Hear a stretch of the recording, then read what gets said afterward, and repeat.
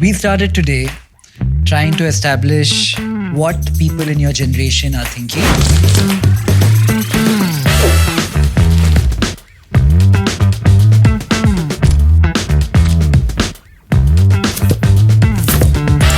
All cameras rolling? Ready?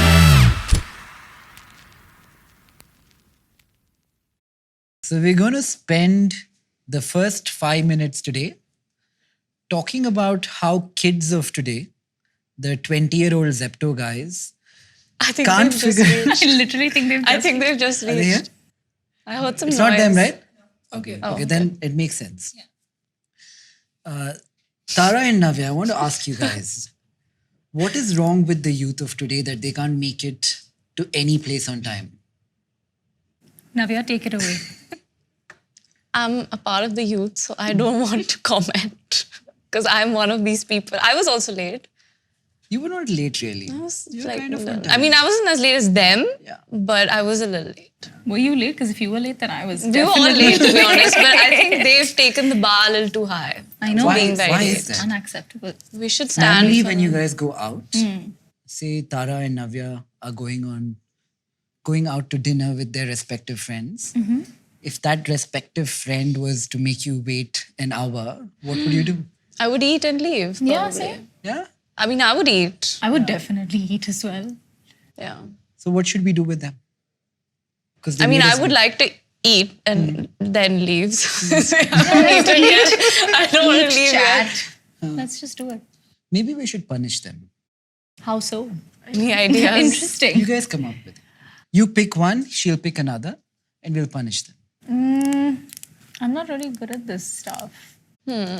Nikhil, you're the Virgo, and maybe you can help us with this. Well, they're here, Love you. so. I'm sorry. And we're dressed It's been exactly a the while, same. guys. Hi. Nice to meet you. Hi, Navya. Kaivalya. Nice to meet you. Hi. Navya. Kaivalya. Nice to Hi. meet you. What's up?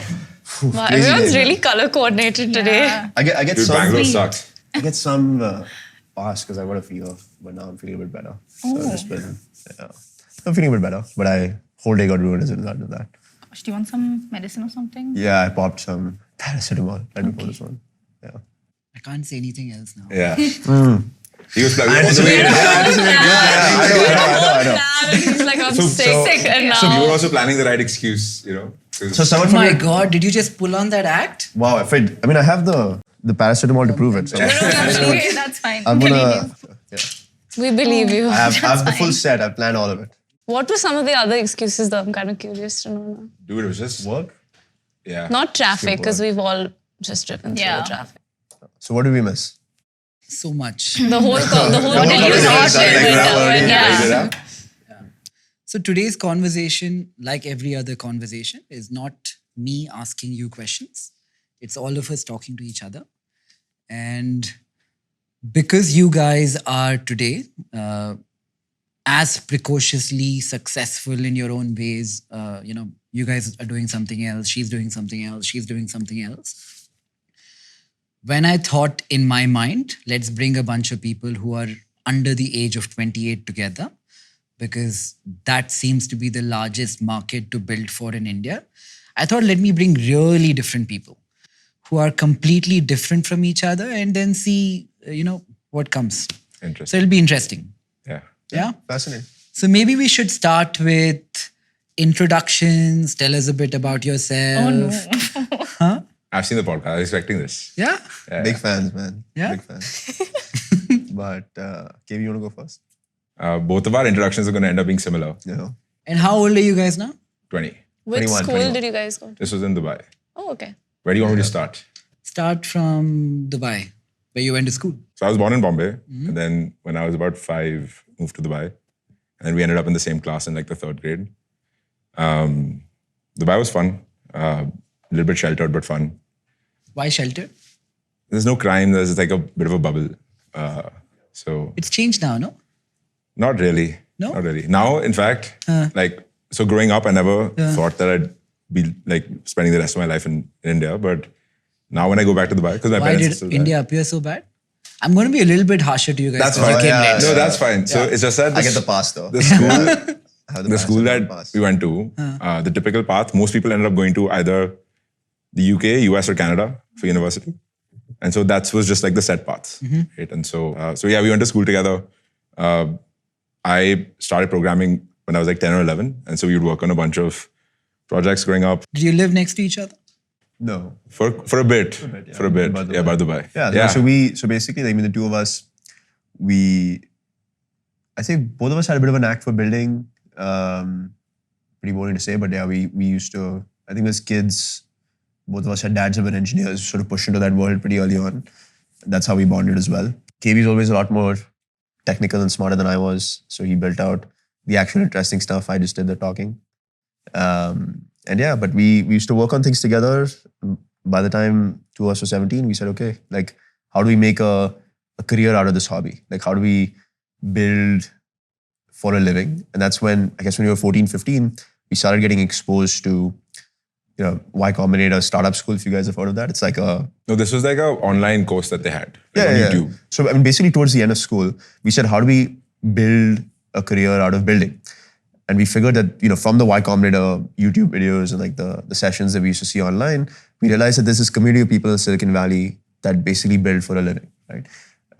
We said, what's the best excuse to get there? What's the best excuse for two Indian kids in Dubai to get there? Probably go to college there.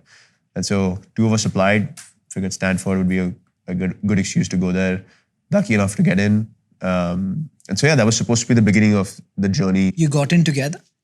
Yeah, I mean, he got in early. I didn't get in early. I got into the regular decision cycle. So that's still... So we were supposed to start in September of 2020. Right. And did you go to college? No. We effectively did. I mean, we were supposed to go. So March 2020, pandemic hits. Two of us were supposed to go, couldn't go. And we said, okay, we can start our college education online. But we had like 4 precious years in like Silicon Valley. So we said, if we're going to waste a year sitting on our laptops in Dubai or Mumbai, it's not really worth it. And so we decided to take a year off. And we didn't really have anything planned for that year. Like a lot of our friends had internships at Goldman or JP Morgan. But we just said, let's take a year off, figure out what we can do. And yeah, that's when we started experimenting. What was the first experiment? I mean, we came to Bombay, firstly, like when the pandemic hit. Came to Bombay, multiple reasons why. Family was here. It was COVID. So we were staying in KV's house in Andheri East. And so yeah, that's basically where we were. So we were within reach of our family in Bombay, but we were staying alone. And we took a year off. March, April 2020, lockdown, your local your local mom and pop shop was disrupted. The online guys were taking 7-8 days to deliver. And it was a pain. And most of our neighbors were elderly. And so we were on a WhatsApp group chat and we used to deliver for them because we had nothing else to do. And you would charge a fee for this? Initially we didn't. That WhatsApp group grew. Eventually you start hitting that limit. 256. Yeah, 256 KV members. But yeah. But each person could see what the neighbor was ordering? Yeah, it was not very Ideal. This is like my place was in this it's called Sher Punjab colony. It was just a bunch of Punjabis in 50 years ago, 40 years ago or something. And so it's just maybe 100, 200 houses there. So it's just the people within that. And 2 or 3 sort of stores nearby that we would pick up and drop stuff off. And so that was that. And when it got to a certain point, we said, let's build an app out of it so we can scale this. And so we built out the first edition. It was called KiranaKart. And yeah, it was basically a pick up and drop service. And that's how we ended up building out and started scaling over the course of a couple of months. And that's pretty much all we would do. We were like the customer support executives. We were the delivery partner, the delivery drivers. We were the guys that, packed the orders for the store. And we used to do that for 60, 70% of the time. We've got some crazy stories. I've saved that probably for the podcast. But that was the journey. And as we were going through that, we interacted with customers so much, it became clear to us that if we really wanted to make something meaningful and scale this, we would have to just control the customer experience end to end. And so that's when we started experimenting with dark stores. What is a dark store? Yeah, so you can think of it, it's a dark store is like a micro warehouse, or you can think of it like a supermarket, right? In the sense that you've got these aisles, but unlike a supermarket, it's tucked away in a back alley somewhere, so not in a front-facing road. And instead of having customers moving around those aisles, you've got pickers and packers that are zipping around, packing those. How big is a typical dark store? It's about 3,500 square foot. I mean, we say 3,000 square foot. 3,000 is the carpet. average. So we started experimenting with that, right? not only did it help us deliver faster, assortment was meaningfully better, quality was meaningfully better, speed was, or at least have like a better handle on pricing than we initially did. So how did you go from delivering groceries on WhatsApp? Yeah. Did you guys start a company? Where did the money to start a dark store come from? Yeah, no, sure. So, and when we started getting like very early traction, we applied to this thing, and we actually met Will, who was the first investor in the company.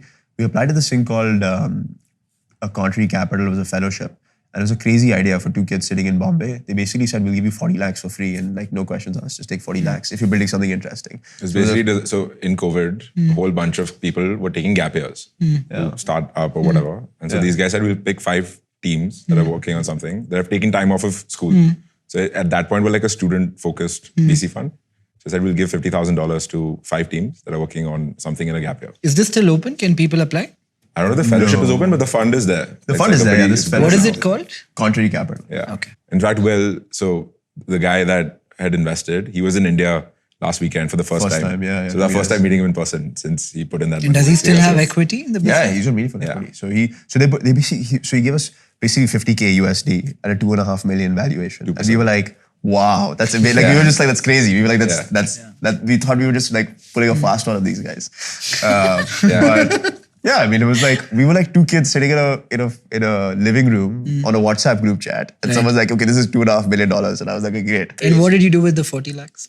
So we started, and I think like initially really, we didn't have much of a plan. It was just like our day-to-day was basically that 50K. Like in the early days, when you get like a pre-seed capital, I'm sure you know this, right?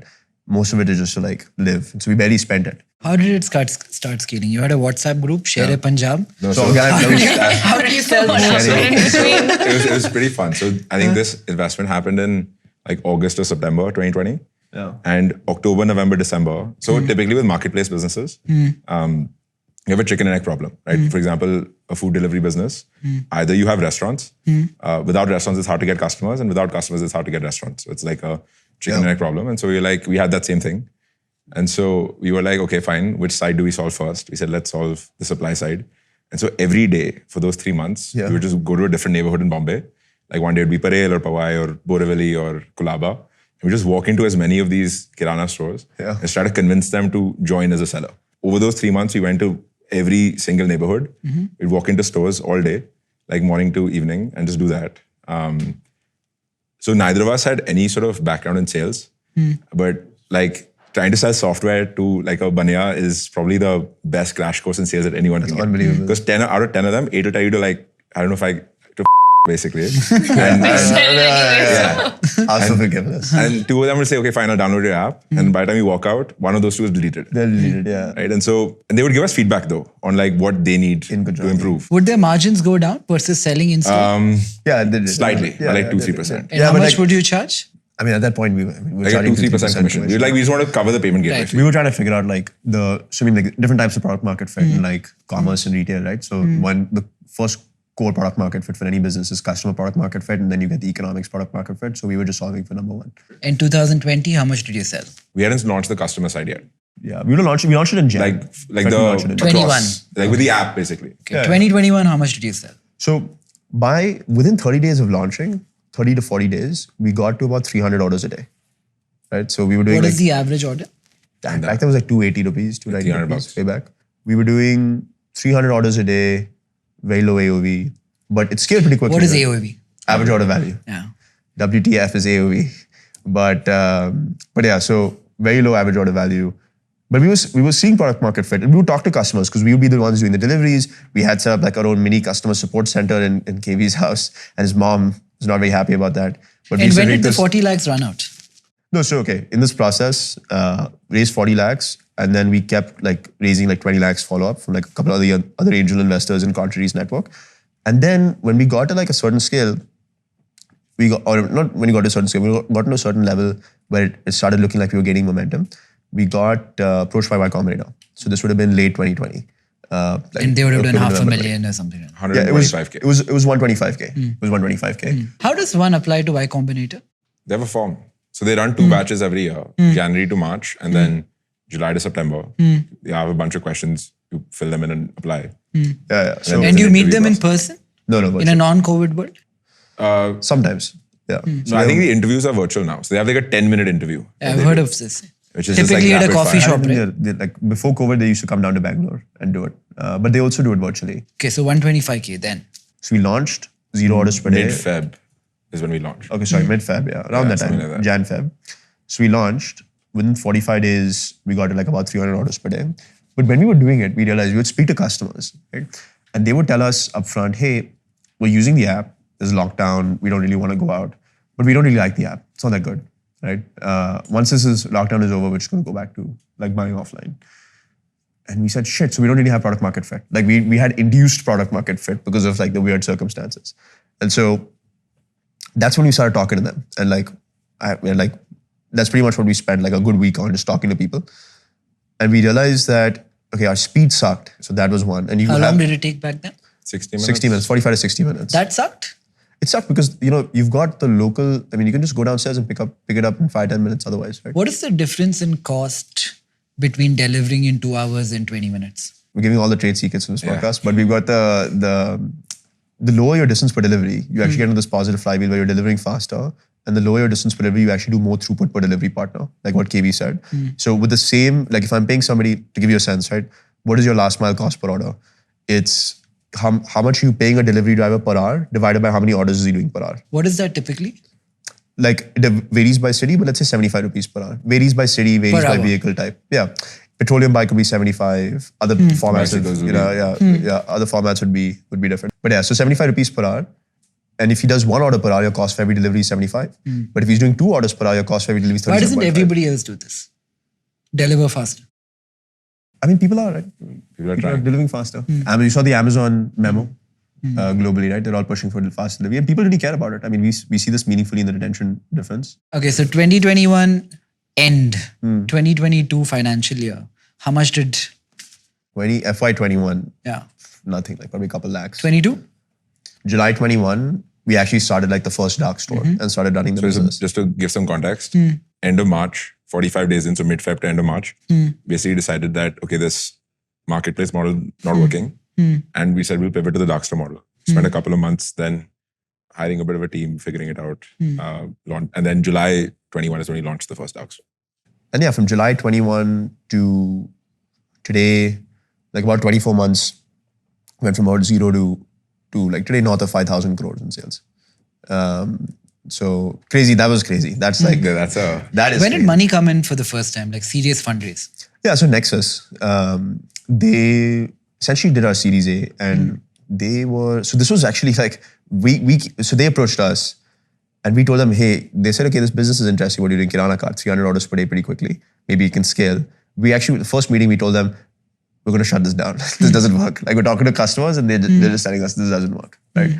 So we're shutting it down. And that was the first meeting. Like they said, we're interested in funding you. And we said, we're shutting this business down. So like, don't fund us. And then we said, okay, we're shutting it down. What are you going to do? And we told them that we think this model has got better product market fit. And so when we walked them through the thesis, we actually showed them the customer data. They were like, okay, this is exciting. And that's when they funded us. So they put in, that was a $10 million Series A that they was that? This was right before July 2021. From then it went pretty crazy. So July 21, the first dark store we launched in Bandra went crazy. And we started growing, and these were good times. We started growing 100% a week. It was like crazy. How did you match for that scale? You need physical people to deliver, right? Yeah. So Or did you have idle drivers who were delivering 1 order an hour and they just became more efficient? Yeah, we did. Initially, when we launched a dark store. But yeah, so we were growing 150% a week. We raised like this $10 million Series A within 45 days of that. Again, without exact, like it was crazy, but within 45 days of that, we closed a $50 million Series B. And then the business started really going crazy. This is post-COVID craziness. Post-COVID craziness, right? Like 150% a week, 200% a week. We were like multiplying the business every week. It was like we were barely sleeping. Like we were sleeping like 3-4 hours a day without exaggeration. And then like 70 days into that, we raised like the $100 million CDC. And then, that's when we started getting That's why CDC was December 21. And it was led by Y Combinator's growth fund. And how many have you done now? We just did our 5th round. We announced our Series E institutional capital. Friday. How much have you raised totally? 530. How does it feel to be 20 years old and get $500 million? 21 in 8 days. So I'll put that. I'll put that. Yeah. No, it's Obvious question, right? People must ask you this a lot. I mean, it's like it doesn't feel like much. You've got a lot more to do. Long way to go. So I know you have a lot to do, but how does $500 million feel? No, I mean, really. I mean, How like, much is left? The last round, I'm sure, is no, left. Yeah. So, Left. yeah, no, Do you it's guys different. still have relevant, significant enough equity on the cap table? Yeah. I mean, so the two of us own about 25% total. And on your, say, unit economics, Yeah. say 75 rupees per hour driving cost at some point of time. How much are you passing on to your client today and how much are you charging? The dark stores that we work with, they do multiple times more throughput per square foot than any other format of commerce in the country, offline and online. So rent as a percentage of sales for us is nothing. It's 1.5%. So the fixed cost base is so low because of how much throughput that we've been able to do within the same store, because of how much customer demand we see and the way that we've designed the stores. So throughput is crazy. Fixed cost is very low. And then on the variable cost side, which is the last mile cost, all your per order costs, that's something that we optimize. But we basically, we've gotten it to a pretty good level right now. We basically make, margins from the sale and we make advertising income. So like a Unilever or Procter & Gamble will advertise on the platform. We make a meaningful amount of advertising income. Because it's a 100% margin business. Because I was talking to Misho and they said delivery income is a big portion of the revenue. Yeah. So if you had to break up your revenue into 4 quadrants, Yeah. can you break that up? It's 3. I mean, it's like sales, advertising income, and delivery fees. Percentage? So we're going into the trade secrets again. So like sales is like the core, right? Yeah. Like inventory sales is like what most of it is. And then ad income and delivery fees is like between 1 and 3% of sales. Yeah, delivery fee is very small. So Right. we do free delivery above 199 rupees. Right. So we don't really rely too much on delivery fees. But that's also because like a marketplace business, Misho is like a zero commission business. And so they have to charge delivery fee. So compared to most other formats of grocery, we actually have a meaningfully higher margin structure, and we are also cheaper. We're not as cheap as, let's say, the D-Marts of the world. That's very deep, but we're like meaningfully cheaper than most formats of grocery. I was talking to someone about Zepto and they compared you with DMart. Are you guys trying to compete with DMart or are you trying to compete with quick commerce? Like, Look, the way that we look at it, man, it's like, this business is so tough. It's like one of those businesses where you need to have this like insane obsession with operating excellence and discipline. If you crack it somehow, then you can build a massive business. If you look at... what percentage is grocery of consumption? Because I was trying to work 70% out of this retail. number. 70% of retail is what But if you were to say broadly consumption, let's say Indian GDP, 65% is consumption. We leave exports and all of that out. 70% of... 70% of that. Let's say in America, for example, 70% of consumption or 60% is QSR. If I were to break, apparently that What? big. Yeah, food is such a big component in the US. Really? Okay, I have to break that down. if I were to break that down for India and put a tag against groceries, what percentage would it be? 70. Like it's the majority of consumption. Like, so if you X is GDP, 70% of it is 65% of it is consumption, 70% of 65% is grocery. Grocery, like your definition of grocery is like wide ranging, right? Perishables, milk, in some cases meat. And Like, I'm guessing you're daily- organized is not more than 10-20%. Organized is like 5. It's something like that. less. It's 8%. Right. Okay, who's going next? Why is everyone looking at me? It's gonna look here. Okay, Navya, tell us something about you. I know you. Yeah, so I don't know. You're going to have to hear this again. Yeah. It's interesting how people think of themselves because it's very often not how other people think of them. Really? What You're do so you right. think of me, Nikhil? I'll take it from there. We should all talk about what do you think of I'll Nikhil. take it from there. I think Navya is this very intelligent, very good looking Thanks. girl born in a situation where life would have ideally taken her in another direction. But the fact that she's choosing not to do so leaves a lot of people intrigued because to a layman, to people like us who have no exposure to fame and popularity like Bollywood affords somebody. Have you met the two of them recently? I think everyone knows who they are. Actually, I mean, when you say that, I don't know, a lot of people know this. I grew up in Delhi. I'm from Delhi. Okay. So I'm not from Bombay. I didn't grow up in this whole environment that I think most people assume that I grew up in... I'll add a bit of context. Your grandfather is Amitabh Yeah. Bachchan, grandmother is a MP. Yes. The other side grandmother is someone who has a Guinness Book of World Record for selling 17,000 insurance policies in a day. Yes, she worked in Wow. insurance. Yeah. Wow. What, in a day? In a day. What? And her father runs a really large listed company called Escorts Kubota now. Escorts Kubota, which does, should I say, agri machinery? Yeah, largely? agri machinery, tractors, construction equipment. And you spend time on that too, right? Yeah. Most of your time? Around 60% of my time. Because when I meet Navya, we generally, the questions I ask her is, how is manufacturing? What's happening with tractor business? Interesting. It's slightly different. Yeah. So yeah, I think a lot of people assume I grew up in Bombay.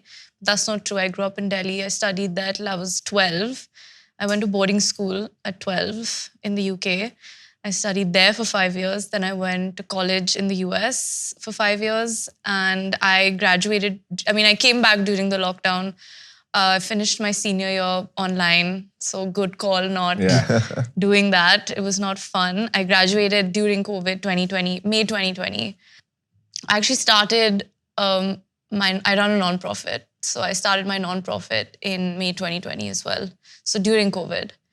And we started, so some context, my non-profit works mainly in areas of education, healthcare, legal awareness and entrepreneurship for women. Project Navya. Yeah, Project Navya. And we started with healthcare actually. And it started during lockdown where we actually were running sanitary pad drives for women who didn't have access to menstrual hygiene products during lockdown because they were not able to leave their homes.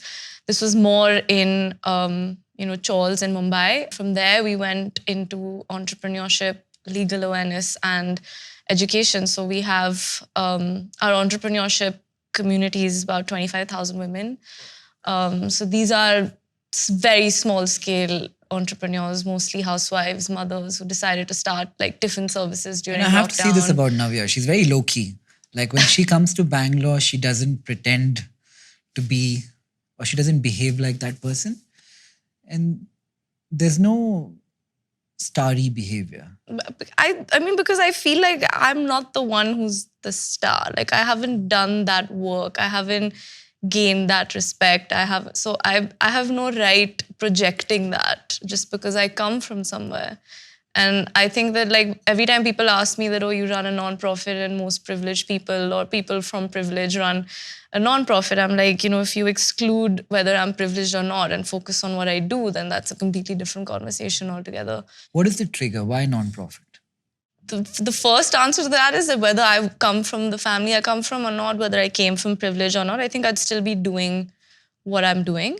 So for me, if I had to define myself, I would not say I'm a philanthropist. I'd say I'm a social entrepreneur because I'm essentially building businesses, but I'm not chasing profit. I'm chasing purpose. So I'm kind of like the middleman between being completely purpose-centric and profit-centric. I'm kind of in the middle. Are you capitalistic or socialist at heart? I'm kind of in the middle somewhere. Because, see, essentially what I do on a day-to-day basis and everything I run, these are businesses, but we're not making profits, right? Yeah. So it's somewhere in the middle, and I mean, that's a conversation Only for Nikhil later. makes profit. Nobody Yeah. else. Yeah. So everybody else is trying their No, but best. somewhere I feel that that's kind of... Can I tell you something? Yeah. You guys are 20 years old. Yeah. I've been doing the same job I do today. I'm 36 as a trader for 19 years. I was just man. thinking about it when you were introducing yourself. You I've started had in the same 2003. job for how old you guys are. So You it's joined okay if I make a little bit of money. Yeah, fair enough. Okay, so yeah. I mean, Fair that's... Everyone has to make money. That's Fair enough. the basics of it. So yeah, that's what my non-profit does. So I was saying we have an entrepreneurship pillar where we have 25,000 women as of last month. And essentially what we do there is encourage entrepreneurship amongst women. So for me, I also fundamentally believe to encourage people to start businesses, it's more than just capital, it's more than just investment and finance. It has to be creating an ecosystem. So that's what we do. So the community is more about resources and how, so we partner with like ad agencies, legal firms to give them access to resources that every founder, as you guys know, would probably need, which is a very difficult thing for, small scale entrepreneurs to find access to those things. What happens next? Where is Navya 5 years from now? Well, I don't know. I don't think she knows either. But I think for me, we keep hearing about non-profits and organizations in the US and internationally. We don't really have one in India that's kind of used as, at least at an international level, as a definition of what social entrepreneurship is. And I think that that's something I'm trying to create, is that I think India is a great place for that. We have a lot of people who believe in profit. We have a lot of people who believe in purpose. How can we bring them together and take that to the world and be an example of that? So I think for me, that's what I'm trying to build with Project Unveiling. I don't know, 5 years is a little short span of time, but eventually the goal is to kind of get there. And personally? That's a whole other podcast, Nikhil. I don't know if we want to get into that. That's what he wants to get into. Yeah, that's what he's here for. Personally, I would want to kind of build something of my own. I think I've always wanted to do that. For profit, not for profit? No, just I think as my own identity in terms of, I come from a lot and I'm very proud of that. And I also take part in that. I work with my father, like you said. But at the same time, I think for me, it's always been important to have something that belongs to me. So whether that's the respect that comes from that, whether that's profit, whether that's purpose, whatever that is, I would want that to be something I built by myself. So that's important for me personally. If one were to think all success is relative, starting on step 10 makes it significantly harder? I mean, I don't think I could say that I've had a hard time. I think that for me to wake up at like 21 when I graduated and say that I want to do this and be able to do that is not a reality for a lot of young girls in India. So I think that I definitely had a big advantage. I think I had it very, very easy comparatively. So I don't know if I'd say it was harder. I'd say that there are other pressures that come with it, but I don't think I'm in a position to complain at all about any of that. Yeah. As a bystander, if you had to describe yourself in one line, personality-wise, not like, we don't care. Personality-wise? Yeah. Who is Navya? I'm quite an awkward person. You're not. I am. I do a good job of covering it up, but I'm quite an awkward person. I think it takes me time to get comfortable around people. Right. And I think that comes from a lot of, because I almost have this I know what people think when I walk into a room, or I know what they expect me to be like, and I know what kind of perception they would have of me. So immediately there's pressure. Yeah, so I think for me, it takes time to kind of get there. And I think even for people that I've become friends with or work with, it's taken them a while to kind of really get to know who I am, because I think there are a lot of preconceived notions, right? And I don't blame people for having those. I would have them if I met, somebody else. And, before meeting these guys, I thought they were fast and on time, but, you do have a lot How did we segue into that? Wow. We were so I deep said into the two something things else. that you need to sell, which is fast and on time. So I should get a coupon. Yeah. Where do we get you a coupon? You Do a can't billboard blame with that. people for having, preconceptions about you. So I think for me, that's always, I think, what creates the awkwardness, is that I walk into a room knowing what people are thinking already. And that's a very daunting feeling sometimes. Wow. Interesting. Awkward, Then? not at least two, creative. Not Like I said, I'm not Well, creative. that's I know they were having a conversation about how creative they are, and I was like, No, I'm not creative. I Yeah, like yeah. looking and admiring at creative people. I don't know, creativity. We're all numbers, guys. Pretty boring. Not creative. I don't know why. Why more. am I answering this Oh, question? Traditional? Yeah, I think I'm very proud of. I think I grew up in a very traditional setting. I think my family has always been very, proud about where we come from, our culture, our values. So I think that's kind of what I've grown up in, and I'm proud of that too. I think I've got a good sense of being cultural and traditional, and I think that's a very large reason as to why I moved back. I spent 10 years of my life abroad and still wanted to come back and work here. I don't think there was ever a point in my life where I felt like I wanted to work in the US or in the UK or anywhere else, but come back and work in India. Well, Who's going next? Tara's going Navya's next. going next. It's decided. Where were you born? I was born in Bombay. I have a twin sister. Identical? Fraternal twins. What is a we fraternal twin? Fraternal twins are basically twins that don't look alike, don't have features that are alike, essentially just don't look alike. You were born like 10 minutes apart. We were born, well, there's an argument, 1 minute, 2 minutes, who knows. But they're sure you're older. I'm not older, I'm taller, but I'm not older. Are they sure That is who's what- younger? Sauce. Huh? Are they sure who's younger and who's older? Well, my twin sister says that she's older, so we'll just go with that. So I grew up in Bombay, and ever since I can remember, both Pia, my twin sister, and I have been really drawn to the arts. Like for us, even with our parents, they steered us towards the arts rather than academia, which is something that was relatively rare and I think is still actually quite rare, which is why both of us are such advocates of the arts. Because I feel like it's a conversation that very few people actually talk about when they have children that are growing up, because obviously we want kids to do really well in school and college, and that's so important. But I also feel like to just be like wholesome and to have a bunch of facets to you that you won't even discover about yourself. Otherwise, it's so important to just have something about you that you can explore in the arts. For me personally, I grew up being, and I still am actually, relatively introverted. I almost always feel like I don't fit in. And I think that stems from, actually, I was thinking about it when you asked this question, right, about childhoods and impacting the future. It definitely does. I grew up I chose to sort of be in my sister's shadow because I was so uncomfortable with being me. I was so introverted and so scared. Actually, the right word to actually use would be scared of everything. Like I would go to a birthday party with Pia, and I remember always telling our chauffeur, our driver, or mom or dad to like pick me up in 5 minutes. So take a round and then just pick me up because I can't be at a party and stuff like that. So I was just very afraid. And I grew up like that. And unfortunately, my school experience and a lot of my a majority of my college experience involved a lot of ragging and a lot of bullying. And Ragging based on? so when I was growing up, I chose to be in the theater a lot. I chose not to attend college because of the persistent bullying for whatever reason.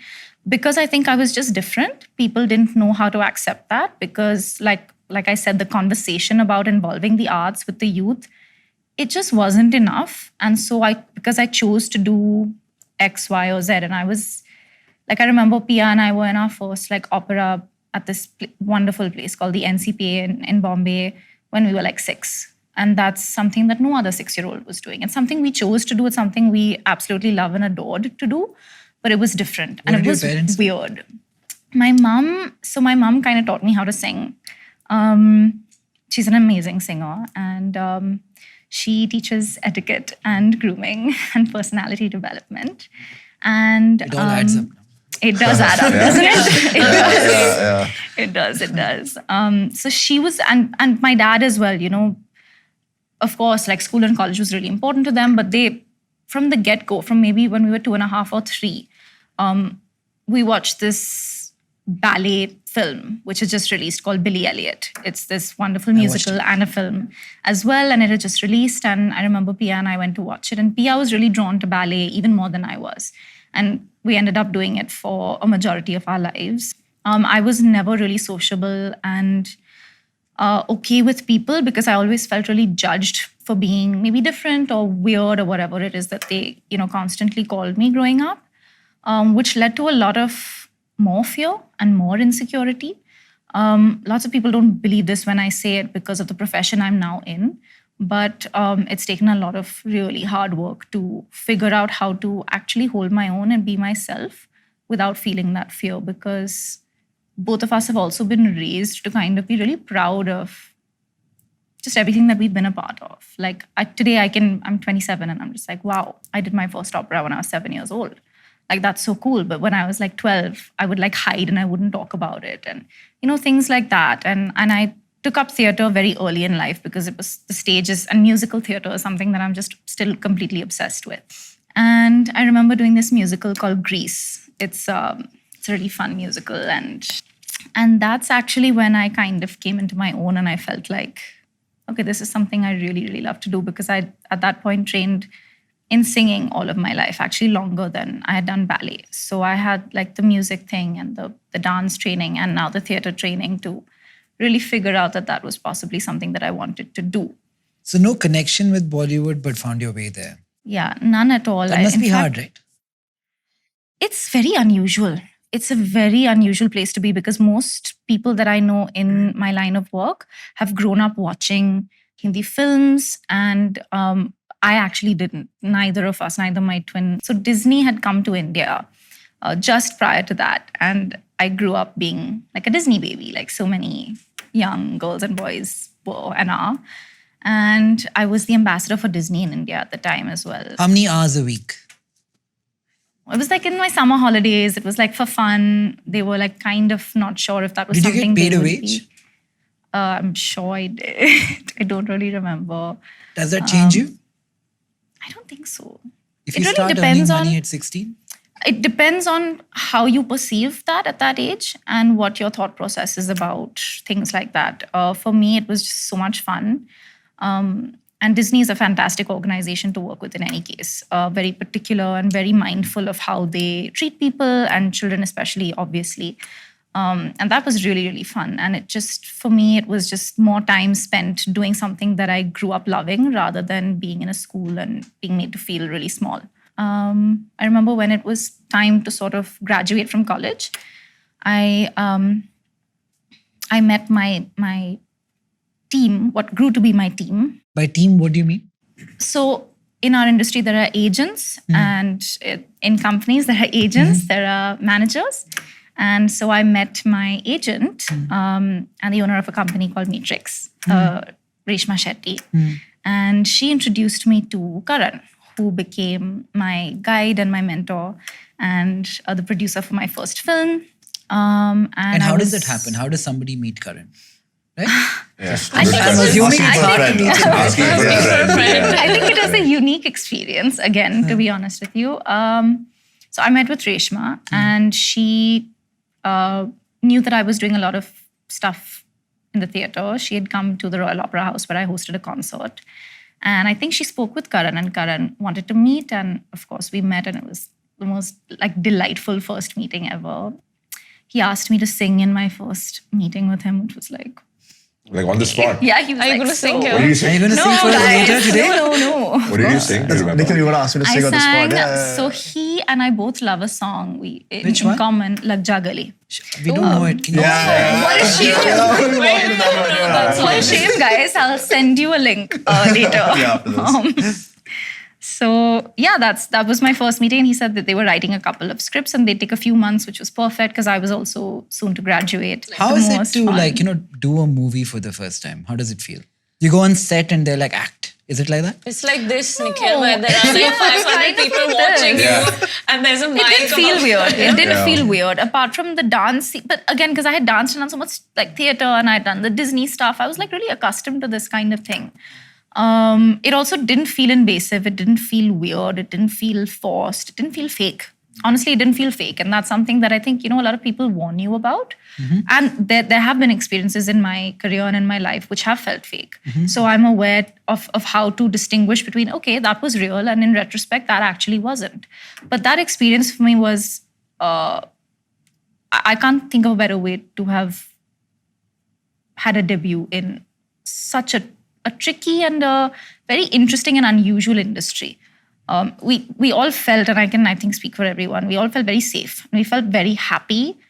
And I think that's the only way to make a film is if you're genuinely just happy and having a good time. We were shooting all over the place and just, every day kind of felt like a holiday. How old were you first movie? I must have been 21 when we shot it. It year and must a be half, a 2 years really later. tough competitive place to be, right? Bollywood? Because there are so few positions that so many people are competing for.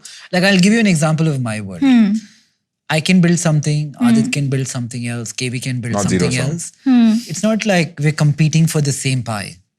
Unlike Bollywood, where there can be maybe 20 actresses and 20 actors, right? Sure. On top. I mean, it also depends on what your definition of competition is. I feel like I genuinely can't think of, maybe that's because I grew up with a twin sister. I really keep thinking about this because a lot of us get asked this question a lot. In fact, it's more often than not the first question were asked in an interview Which is? Is it competitive? about how competitive it is in a line of work like this.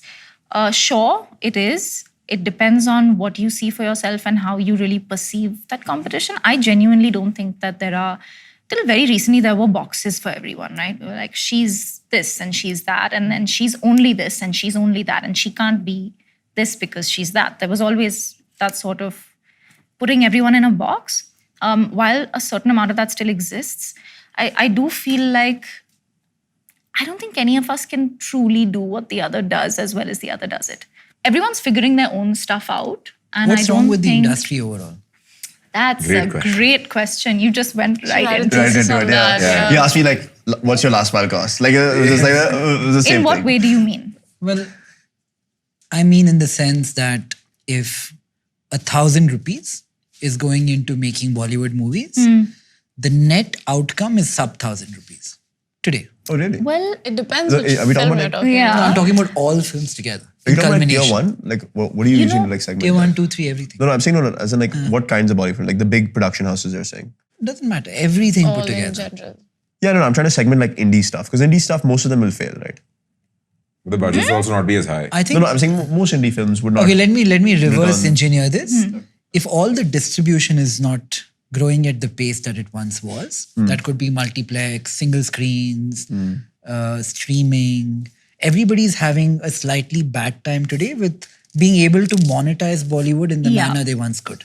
I think it's because tastes are changing. Tastes have been changing for a while. Maybe sometimes we haven't really listened to what people really want to see and what people really want to hear. I feel What do a you lot of think? it What do you comes in think the will writing. work in the future? Uh, How It's a are really good tastes of question. your generation changing? till a few years ago, and this is not to say that it doesn't exist anymore, because there will always be that aspirational quality that we want to look at the movies and go to the movies to feel better, and it's just how we are, right, as a people and as a world, not just in India. But there is this certain aspirational quality that I feel that we felt very strongly about till quite recently, with the launch of OTT platforms and this term relatability, right, that we all talk about so much as the young people of this country. I just feel like that has changed the game. Wanting to look at whether it's dialogue, whether it's screenplay, whether that's performance, whether that's delivery, whether that's the way someone's styled on screen today, it all comes down to there's so much that goes into it, right?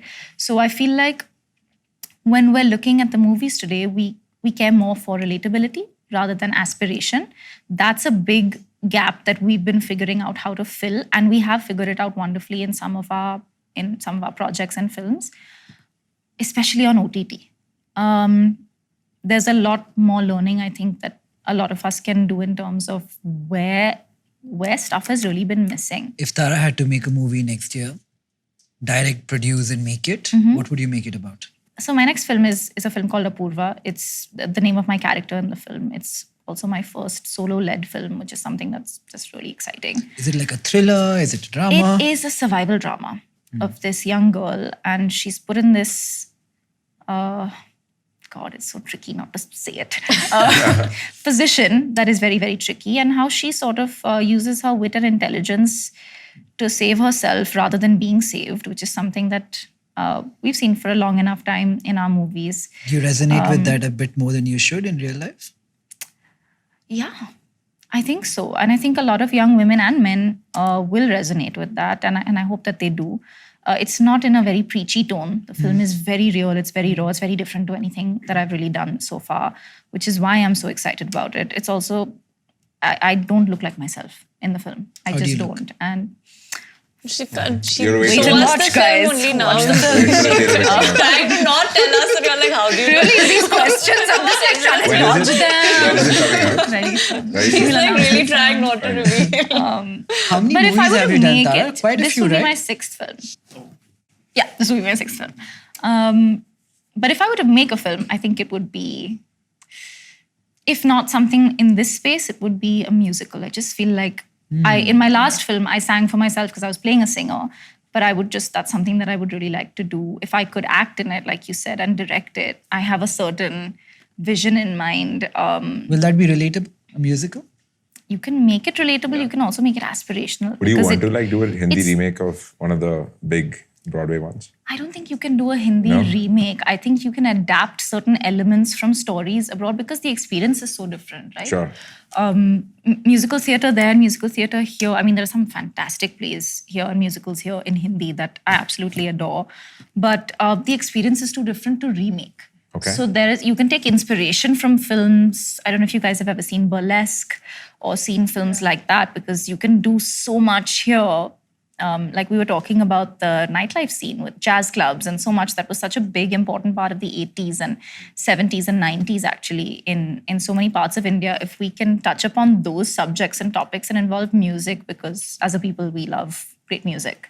That's something that I'd love to do. Nobody's doing it. And I'd Describe love to do Tara it. as a person. Same question I asked Navya. I failed. Oh my God. Please succeed. Like the innate, honest truth. When you No put it pressure. like that. See, we all have masks on. Yeah. I think absolutely. when we talk about ourselves, the person is a mask. The more popular you are, I think there are more masks. Mm-hmm. So what is Tara? Behind the mask. Thank you. That for us. Where's this going? We're becoming a trio now. We can all finish each other's lines. You guys got to start getting involved in this. I'm just making fun of everyone. I don't know why. Behind the mask, gosh, I think not cool at all. Just not. What is Can't cool? ever be. You know, the quintessential, like, I don't know any of these slang words that most people are using. You think using slang words it is cool? cool? This is exactly what I mean. I'm not cool. I don't even know what is cool. I don't use slang words. Like, no, you know, like, anyway, I won't get into it. Okay. Okay, not The cool. music I listen to is What kind of frightfully music do you old. listen to? I listen to 50s, 60s, 70s. Yeah. Jazz, R&B, pop. Nice. Essentially classical and semi-classical music. What's wrong with the music of today? Doesn't have to say. Love it, love it. Oh, You it's touched great. you touched a nerve there. No, lots of it Is is it great. all I like don't, drugs, sex, and money? No, I just don't I know resonate all the hip-hop with it. songs are, no, right? so many songs from the 80s and 90s are also about that. I think KV and Aadit dig that shit. Do you? My music Guys, is I so would very... Think what a before very- you what is answer. So my dad brought me up on like Dire Straits, Pink Floyd, The Doors, all of Nice. that. Like I went to an Eric Clapton concert when I was like 7. Oh, bless you. And I was like, okay, if I want to get girls, I need to learn how to play the guitar. Did you? I did. I've been playing guitar for like 10, 12 years. Are you good? I'm a little bit rusty now, but I have like... Maybe you can play and she can sing later. Yeah, we'll get it done. In fact, in COVID... I play the piano, guys. I can join. Yes. And then Nikhil and I will just session. watch. Yeah, we'll clap. Look at that. Oh my Small God, band. cute. Love it. We should make a band.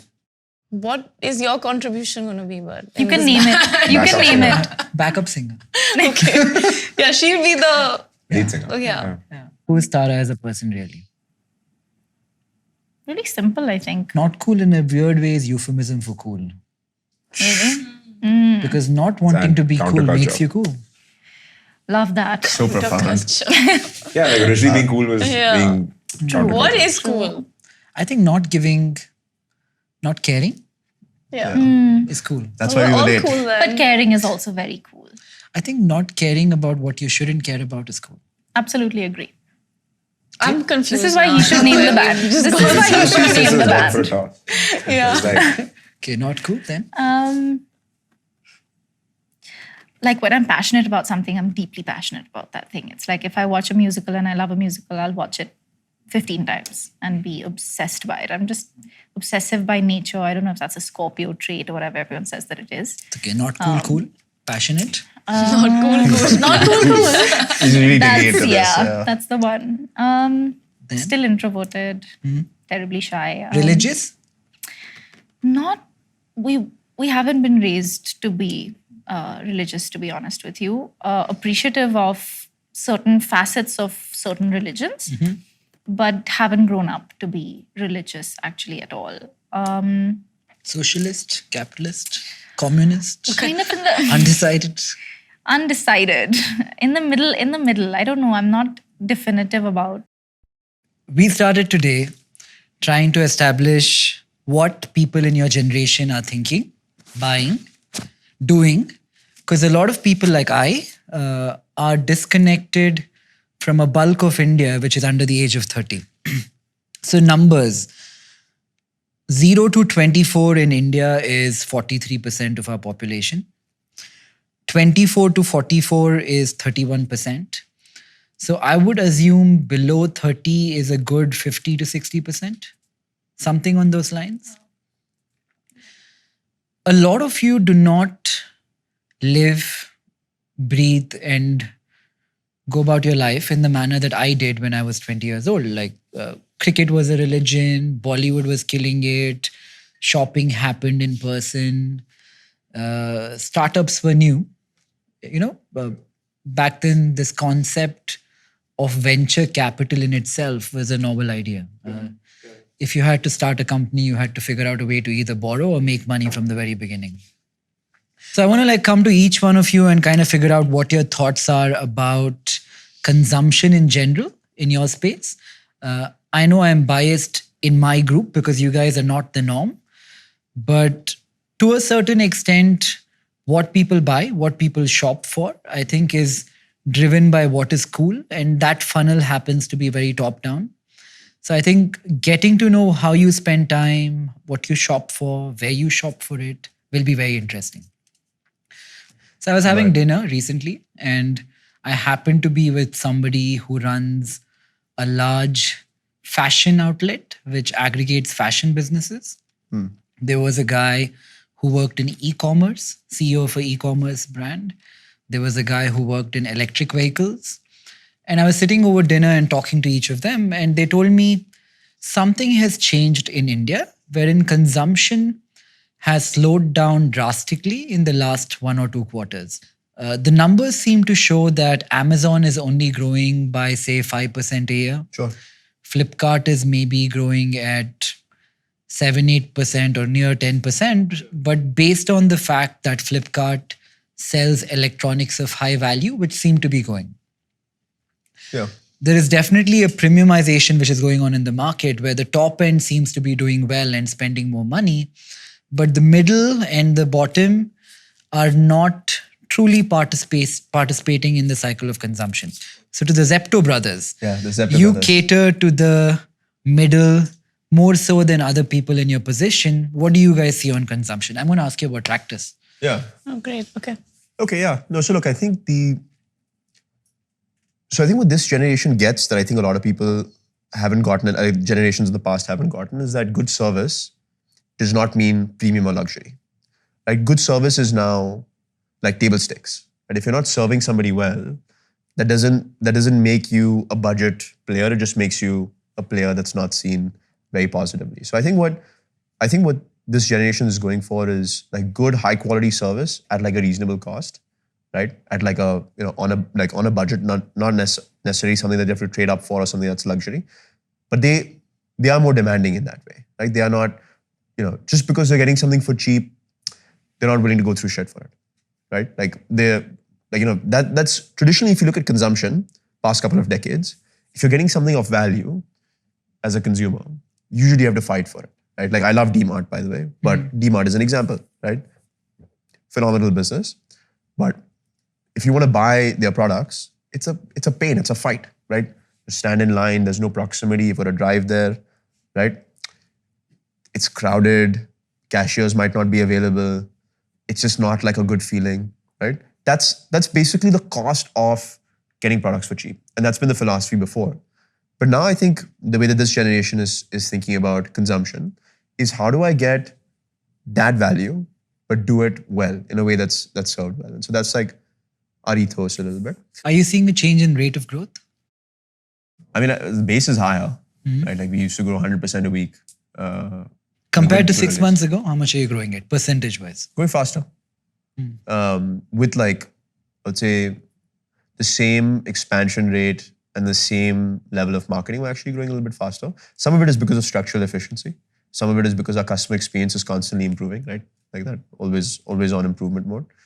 But we're not seeing anything structural that's holding us back, like in the market. Those are more discretionary categories, right? Like fashion. The vast majority of the categories we sell are not discretionary. It's like a lot of the day-to-day that you need to just run your house. Yeah, people perceive us to be discretionary, But actually, when you become a Zepto customer, You don't do any consumer durables, right? No capital goods, no consumer durables. Nothing with a long shelf life. no, we do. So we have home needs, right? Like everything from stationery to like Yoga very mats. basic apparel, yoga mats, Kitchen utensils. We and do stuff like electronics. So electronics is one of the fastest growing categories we have. What is right? growing the fastest in electronics? that. Within We're seeing the D2C electronics, the boats of the world, the noises of the world. Yeah. Those are growing really fast. So you're competing with Flipkart there? Yeah. I think We're not high value, like not on the super high value mobile phones and laptops and stuff. Why isn't Flipkart doing this? Structurally, your model is... I know why Amazon can't compete, right? Because they have one centralized warehouse where all the sourcing happens. Amazon buy, hold the inventory, then sell, and Flipkart connects. They both are the same. Both are the same, yeah, they're the same model. But their story publicly is different. Tactical difference, still the same fundamentally. To your question on why they aren't doing this, it's a good question. I don't know. There must be a logical See, answer in to the last that. 2 years, the media or the general sentiment around our Don't model, give it away. Yeah, has not been very positive. Like everyone has said, has written it off. Because globally also, most businesses... You're talking about quick commerce. Quick commerce. Globally, most quick commerce businesses have shut down by now. All the ones that went crazy in the zero interest rate 2020, 2021 era. It's like retail in that way. Most of them are shut down. What distinguishes Zepto? Execution, discipline, rigor. Like a lot more, like we operate that Six Sigma like culture. Like that's at least what we aspire to be, right? Like if you read this book about Toyota. Six Sigma Black Belt. G Yeah. created it. Yeah, we're trying to be like Toyota in that sense, right? We're a lot less, we're a lot more left-brained. We're a lot more analytical, a lot more disciplined. And like this business is about that. It's about obsession with just better cost structures, like constantly improving it paisa by paisa, no silver bullets, right? So if I were 20 and I'm trying to build a business for 20-year-olds Yeah. in your domain, Yeah. where do you think the gaps are? Lots of gaps. I think from our vantage point, like on categories, like we're the fastest growing commerce platform in the country right now. And so we can see like all these different categories from makeup to electronics to like core grocery. Like very boring answers is that there are commodities that should be branded that are not yet. There's For a big example? opportunity there. What do you mean by commodities? Like I would say dry fruits, basic example. There should be like a large scale D2C dry fruits brand. Are you also There should- considering rice, atta? These are commodities? Those were commodities until the Ashirvads of the world made them into brands. Right? For atta, maybe. Not. For rice, not yet, right? India gave... True, yeah. There, right. So there are brands now in those categories. But the vast majority, I'm not sure how vast that majority is, but there's a fairly significant chunk that still buys loose atta, loose rice and things like that. So you're saying That's a bit one of both. opportunity to build is creating IP or branding basic commodities. Again, the brand has to come from substance, right? If you just slap like a fancy logo, Give me an example of substance. Ashirvad. What It's did they just do? cheaper and it's better quality. They've perfected the supply chain, right? Through a lot of rigorous iteration, through a lot of boring process improvement and excellence, right? They've just created like this phenomenal supply chain of like, I would say, world-class quality control, and they're able to pass on some goodness to the customer in the form of lower prices and still print money. That's great, right? That's an unbelievable equation. So that's where the substance comes from. Now, if you take dry fruits and you put it in packaging and put a nice logo on it, you'll not see Okay, it. point noted. Tara, what are your shopping patterns? Do you shop? Oh dear. Do you shop online? Do you shop? Where do you buy your groceries? Considering Hey, considering she's a fan of Zepto. Putting it out there, guys. She said she... Like, Did you- on the camera. Did you Yes, look up I if she am. shopped on Zepto before No, you she came to told the- me. No, I said it. I said it. Where But did you would I also find look? Where would I find? Like on some Database, orders on shopping. Zepto. No, on your own Yeah. Groceries database. on Zepto. On our own database? Yeah, totally did that. Wow. Totally did. Yeah, Tara. Shopping patterns, gosh. Till very recently, I was absolutely dreadful with my cellular, like really bad. Like, there's a reason my friends say oldie but a goldie when it comes to me. Just really, really bad with most things on my phone. I am now much better at shopping online. A lot of my friends What do you are comfortable shopping online. What do you shop for? I'm obsessed with interior design. So to be honest with you, Live space? a bunch of other brands. Okay. And Are you obsessed to the extent that you buy interiors and don't put it up anywhere, just like in storage? I love to store fashion. beautiful things. I love beautiful things. I love creating beautiful things. A lot of my furniture at home is designed by me. A lot of the stuff that is just on my table, scapes and stuff, is designed by me. It's a space that I'm really excited to get into within the next year or so. So honestly, majority of what I shop is not even necessarily for my home. It's for future homes. It's for friends. It's for... Where do you keep all this stuff? That's a great question. We have a lot of dark space store. to... That's why I need to get one. store? That's why I need to dark get store. one. So you're telling me, Tara, you have a go down. So I don't have a go down That's yet. one way of putting it, I ought A to. dark go down. I ought to, with the amount of stuff that and also wherever I travel, I love collecting stuff that's reminiscent of that time and of that part of the world. And anything vintage, really. So your friends, when they shop, do they do it online or do they go to the store? And What Nikhil I'm is talking trying to, fashion. Nikhil is trying to get at, how do interesting people shop? Like, are they shopping on Myntra? Are they shopping on... Also, I want to really know, are you buying depends. large corporates or are you buying independent brands? A mix of both, to be honest with you, a mix of both. And what was that 10 years ago, 5 years ago? 5 years ago, Tara shopped. I'll give you an example. I needed We to spoke see about and Medu. feel. I was one of those people that needed to see and feel in order to know, because I'm also really particular about what I like and what I want to keep forever and ever, because almost everything that I buy is something that I will keep for a very, very long time. It also, I like to attach value to it because of that, and it naturally tends to do that on its own. So whether that's art, whether that's just collectibles, whether that's vintage stuff, most of what I actually buy is things from another time. But yeah, Which like you to- can't buy online. So for me, it's very individualistic and personal because I have to be present and I have to travel and I have to source. But to your point, there is a lot more indie stuff that's getting bought. Yeah. Yeah, there's Yeah, a I lot do more see that. I conversations think so. about it, right? Yeah. It's a lot more personalized. If you look at Vedu's numbers, Vedant is a friend of ours, common friend, who has a shoe platform called Main Street. yeah. He'll be thankful we gave him Give a a plug. shout out. Shout out. to But that. his numbers seem to have shot up through the roof. And I'm trying to figure out if people are getting disenfranchised by old school luxury and looking for something which is slightly more unique. Is that happening Yeah, in I your think so. circles? I definitely think so.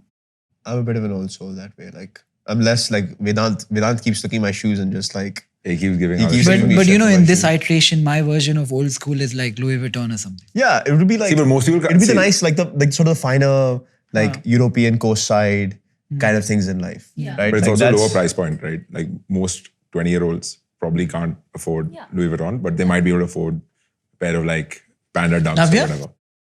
What do I shop for? I don't And shop. where do you shop? I don't really shop more. Zepto. Yes, okay. There I we get go. my groceries on That's the Zepto. better. It's like- No, I don't really shop. I think for me, consumption is more like for convenience. So I would say like a lot of my spending on consumption is like something I would utilize in my work. I think fundamentally also our generation is not one of ownership. We don't like owning things. We are more, rent or do this like 1 or 2 times. And Would you then- do that with fashion if somebody's building? Yeah, I'm not really somebody who's into fashion. So I'm not I want to buy this pair of like shoes or this bag and keep it. I'm more that whatever's convenient for me. Would you be open to renting a shoe and returning it? Or a jacket? No, I'm more that person who just wear the same shoe for like 5 years. And then once it's like I'm not an ownership kind of person. For me, it's more about like simplifying my day-to-day life and for it to be convenient for me. So I spend a lot on content. I spend a lot on reading. I spend a lot I'm spending more so that I can simplify my day-to-day life through my work or through what I'm doing. So for me, consumption is not so much, I'm not a big shopper. Is this a pattern? Yeah, I don't think a lot of young people are investing in buying things because they don't necessarily see the value. I mean, at least I don't see the value in that. I'm not so sure. I think I there's think it goes both ways. There's a Back lot of in people the- I know, there's a lot of people who have Vedant's the customers, aspiration. a lot of them, where there's that aspirational sort of this thing. And Yeah. And this rent thing is actually suddenly growing. even, in Bombay, and I'm not sure about Delhi and other places, but I've heard about The very these last business in the websites. US that And does this. yeah, it started Unveiling. there, and it's Yeah, and there are it's clothes beginning that now. you can rent. Yeah. There's everything. You can Yeah. rent furniture, you can rent clothes, Yeah. you can rent. But you know what people are spending money on? I'm getting the sense that it's a little bit more sensible, like where people choose to be luxurious. Yeah. It used to be slightly frivolous. So you'd be luxurious on like your Nice car. outfit or a Yeah. nice car, which was just like more Or your home. status, or your home in a way, right? Like more status and like in some cases ego. Now what I'm seeing is, and you probably have like a lot more exposure to this, like people that spend money, they're spending money on a lot more functional things. So I've seen people spending a lot of money on fitness. The most frugal people that I've met, they live like, they could be very wealthy, but they live like very standard lives. But when it comes to their fitness, they will get like the best trainer, the best nutritionist, the best facilities, and they will go all out. And But they will those spend money. numbers are terrible because I was doing some research on fitness. Yeah, Everybody who invested into fitness, yeah, I think we all overestimated the size of the sector. yeah, While the change is happening in the very affluent sectors, like Yeah. all of us here, yeah, sure. but overall, people don't care that much about fitness yet in India. Yeah. Care about it enough to build a serious business there. But the Yeah. trend seems to be it will go in that direction. Yeah. Yeah. But even like food, right? Like food is also something that I'm seeing people focus on. But like, okay, I guess we're talking a little bit about like the luxury customer. Yeah. Like what about like the, I think for Yeah. them, it's more experience driven. It's not more that Yeah. it's more like you would invest or you would pay for an experience that you're not going to get in your day-to-day life. And I'm not saying this for the 1% that's got access to those experiences every day. I'm saying for somebody who's doing a 9-to-5 job, lower income background, for them, investing in an experience is more valuable for the entire family rather than. So I feel that's what they're spending money on. So when you say that like films, I think that for them is an outing, that weekend to take their family out all day. You go to the mall, you eat at the food court, then you go watch a movie, and then you go home. That for them is an experience, and that's something they're willing to spend money on. Spend on, yeah. so that's interesting. Like what do you think about, I'm sure you guys will have some perspective. Like what do you guys think about like films in India and like the distribution of films? Like if I'm like, what's the future of the way people watch films? Is it just going to be OTT? Do the PVRs of the world still have legs to grow on? Like, what do you guys think? Like from a consumption perspective, like what do people our age want? I really don't think you can. It's just something you can't replace, that experience of. Yeah, and as a I sort of people, it's agree. something. Love OTT. I love OTT platforms. I love watching stuff on OTT platforms. All of us do, right? But there's just something that you just can't take away about that experience that we've all grown up loving, all age groups, anybody and everybody. The food aspect of it, the fact that you can actually come together as a community and a society and actually not have very many differences for a change. Yeah. And just sit together, be together for those 2 or 3 hours and just forget everything that could possibly be worrisome that day. And there's so much to be worried about, especially in the last few years. I feel like I can't wait for people to go back to the cinemas, and they are slowly flocking back. No, it's interesting. But it's and- like, for the people that are in a tier 3 or a tier 4 city, Yeah. Yeah, I have what about those folks? Like, Sure, it have is. they gone through PVR kind of experience in their, like even in the past? Like You they ever would not watch have, right? Nikhil's content episode? So I probably wouldn't be the right person to comment on that because I haven't had that experience. So I'll give you some data. Okay, yeah. I've been an investor in PVR for a long, long time. Yeah. The thesis in India broadly was, in America, the penetration of multiplexes. So in India broadly, there are 9,000 screens. About 2,000 of them happen to be multiplex screens. The access to a multiplex in America is something like, for every 30 to 40 people, there's one multiplex or access. Oh wow. I'm talking 30 to 40 from all directions. Yeah. That number in China is probably 1/10 of that. But in India, that number happens to be 1/100th of that. Yeah. So a lot of people assumed that a movie watching experience in a safe, clean, air-conditioned environment for a family would be so appealing that a lot more people will go watch movies. But that transition and that increased penetration in tier 2 and 3 has not happened for many reasons. A lot of these are very technical in nature. Like, we started a company to set up theaters in tier 2, 3 towns. I'll give you some details. Each theater, 2 screens, 60 and 40. Tickets at about 150 rupees. In between the 2 screens, there would be like a grocery store, community center kind of a concept. At 60-70% occupancy, 1.5 crore capex per center, we assumed we would break even in X amount of time. 60-70% utilization, break even. In 2-3 years' time. But you would want that percent to be lower, right? Because you want to break even at 40 and then make money all the way to 100. It's a factor of time. If you were to take 60 down to 40, then take it to 3 years, 4 years, 5 years. Makes sense. It's a factor of how much time you're willing to put into it. But regulation in India is quite cumbersome. Okay. It's a good and a bad thing. There have been disasters in India around fire, safety and stuff like that. But to display movies in that manner, you need to take care of those regulations, which make the cost prohibitive in a way. So the new thing multiplexes are exploring in India, because now there is one incumbent, right? Inox and PVR have merged. I think they're thinking about how to premiumize the experience like in everything else. So the point I'm trying to get at is every sector outside of groceries, because you guys are here, premiumization seems to be what is selling. I think people are coming to this decision that we arrived at this number for content business. We thought India has about 10 million people who will pay $10 a month and over to consume content, any kind of content. That's 800 rupees. 800 rupees. About 40 million people will pay $1 and upward for consuming some kind of content. The rest of India will largely not be willing to pay to consume content. Sure. So our hypothesis has very much been, not ours, but just society at large and companies and corporations, there are 50 million people in India that you're truly building a product for if you're going down the premiumization route. And the more premium you go, the higher the rate of growth seems to be. That could be a factor of income inequality. That could be a factor of... But by premium, what do you mean? Like, do you mean higher prices or better experience? Both. They come hand in hand. So I'm like slightly cagey about the former. Mm-hmm. I think the higher price part, at least when we look at our business, people just won't pay. And like groceries are different. I guess so. Groceries But are for the essential service good, even. and I'm talking more all discretionary stuff. Like, but even for the service, right? Like 10-minute delivery. People tell me, so we've gone through this phase, right? 10-minute delivery isn't possible. Nobody cares about 10-minute delivery.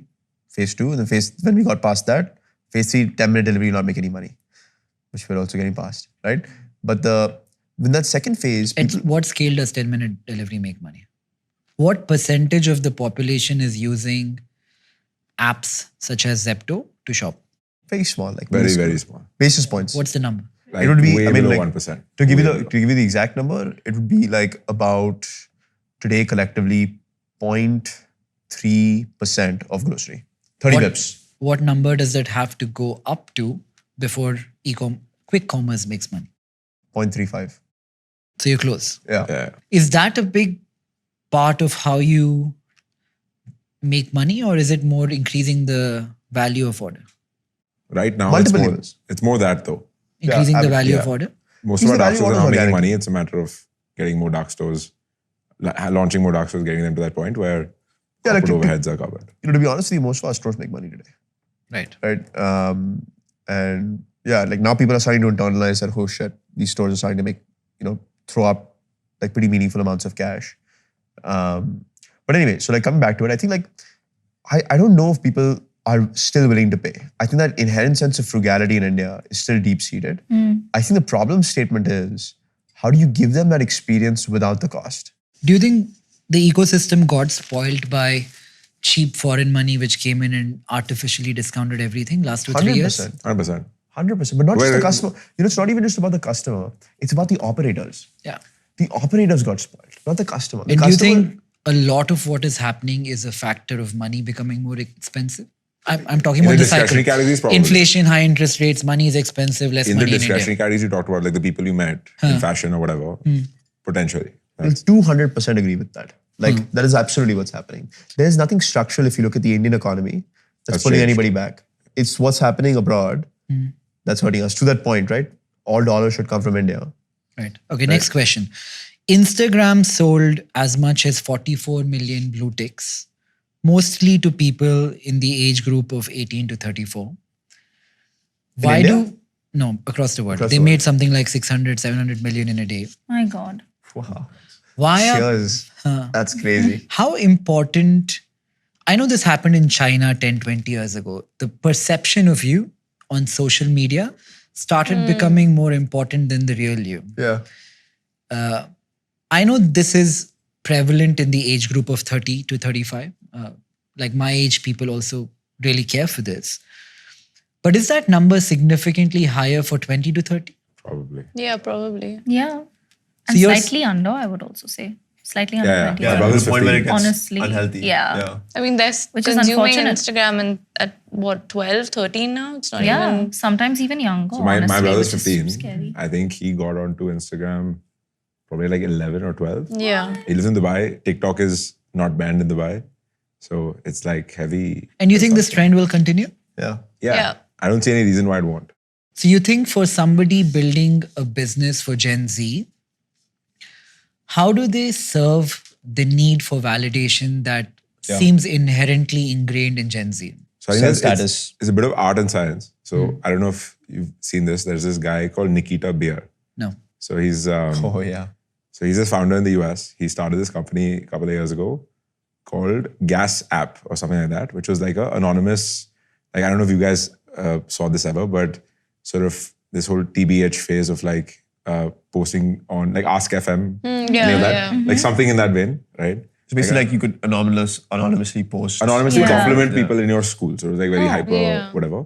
He sold it to Facebook, right? And because it hit and it blew up basically in a couple of months, millions of like school kids in the US got on it. Facebook bought it. He had to stay at Facebook for a couple of years because like after the acquisition, that's what the lock-in was.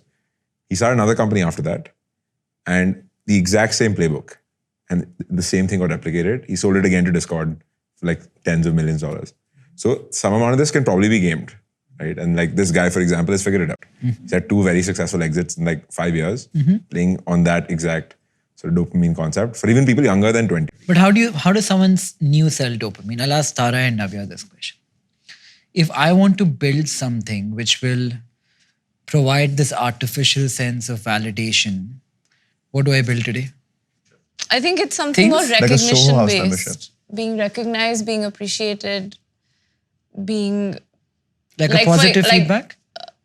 positive Yeah. feedback or a response from a celebrity, like a DM. I think a lot of people would pay to get a reply from someone just so they could show like 10 other people that So they do that. they There's got that whole replied. thing. And Yeah, there's a lot it's of like things where someone we do that, likes right? your post. You're like, oh, this person liked my post. I think it's that. It's recognition, appreciation, and validation for your content. I'm not saying like it has to be a random thing. Like you're a dancer, you're a musician.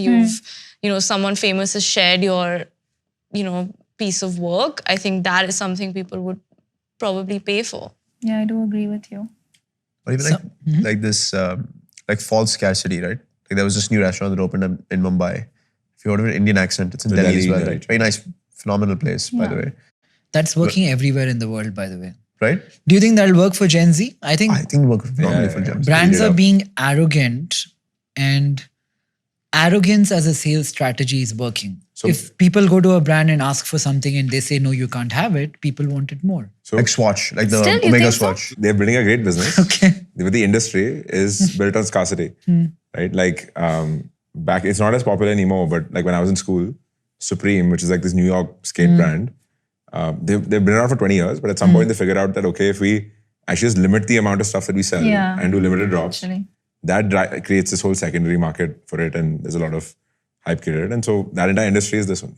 So like, okay, so false scarcity and like peer validation from like... Yeah, recognition. Yeah, recognition. What's a good marketing way? Like, what is working to nudge a Gen Z to buy a certain brand? In my time, it used to be TV. I it's I the like same how I'm kind of talking like a influencer. 70-year-old, but a few years ago, it would be TV ads, it would be newspaper ads, it would be, like, Instagram ads today, probably. Credibility. It used to be credibility. is Instagram still valid? Like, Instagram ads do pretty For well. us, no, they don't. I shop a lot. I on would think Instagram. so. Instagram has Yeah, good. me too. Yeah. Instagram doesn't do well for us. I mean, like when we I spend mean, money. if I'm buying like clothes, I would say like 90% of what I shop is through like Same. Instagram ads. Same. Really? And do you and seek not these known out? brands. These Do you would seek be, them It out? could be, yeah. No, they would come up and I'd go down this loophole of like, Yeah. Their targeting You is know? Yeah. pretty like decent. like there's this page on Instagram called Local Nation that I follow, and it's like local brands, and I get stuck in a loophole of And that. how's the shopping experience? You see it on Instagram then? You see it, you click on the post, it takes you to the website of the brand, and It'll you say check view out. shop or it'll say view Yeah, website. it'll say buy Just click now, on and that. you go And straight it's to the website, and as that is easy where as I do that. 90% of So- my shopping. Like I have bought, TikTok in the US like has a very large e-commerce vertical, which is basically this. yeah. So you see a TikTok, which is like blown up, and directly from there, view the products that this person is wearing. This is a t-shirt, okay? Yeah. Buy it. Somebody's building for Gen Z's shopping habits. Do you think things like this, like what we're doing Yeah. now, Yeah. if Tara was wearing a certain watch or Adit's wearing Yeah. a certain shirt, this is a better place to sell than Instagram? No, like I'm Is that watching the a next show. one? I don't know if many people do this. Like if I'm watching a show and like I'm just like the show is inside someone's house, I'm looking at the carpet or I'm looking at the table and I'm like, I want, like, I you want know, that. like Yeah. like where do I Yeah, get yeah. that? How do I get that? Why? Most people actually Yeah, shop like I'm looking thinking at, that. okay, she's wearing this, like great, the content is great and all Yeah. that. But I'm looking at things going on in the back, like, okay, which hotel is she at? Like what Yeah. okay, That's what deciding higher cafe is friction this? Absolutely. What So content. pastry is this? And you're That's what much I'm more likely to shop like that versus an ad thrown at you. Yeah, because that's for some reason it feels like that's not being pushed at you. You're choosing to watch that piece of content. And if you're watching that piece of content and you're interested in what's being shown to you, then yes, tell me where I can buy that. Like And is that discoverability in a way effort on your part and that makes you press the trigger?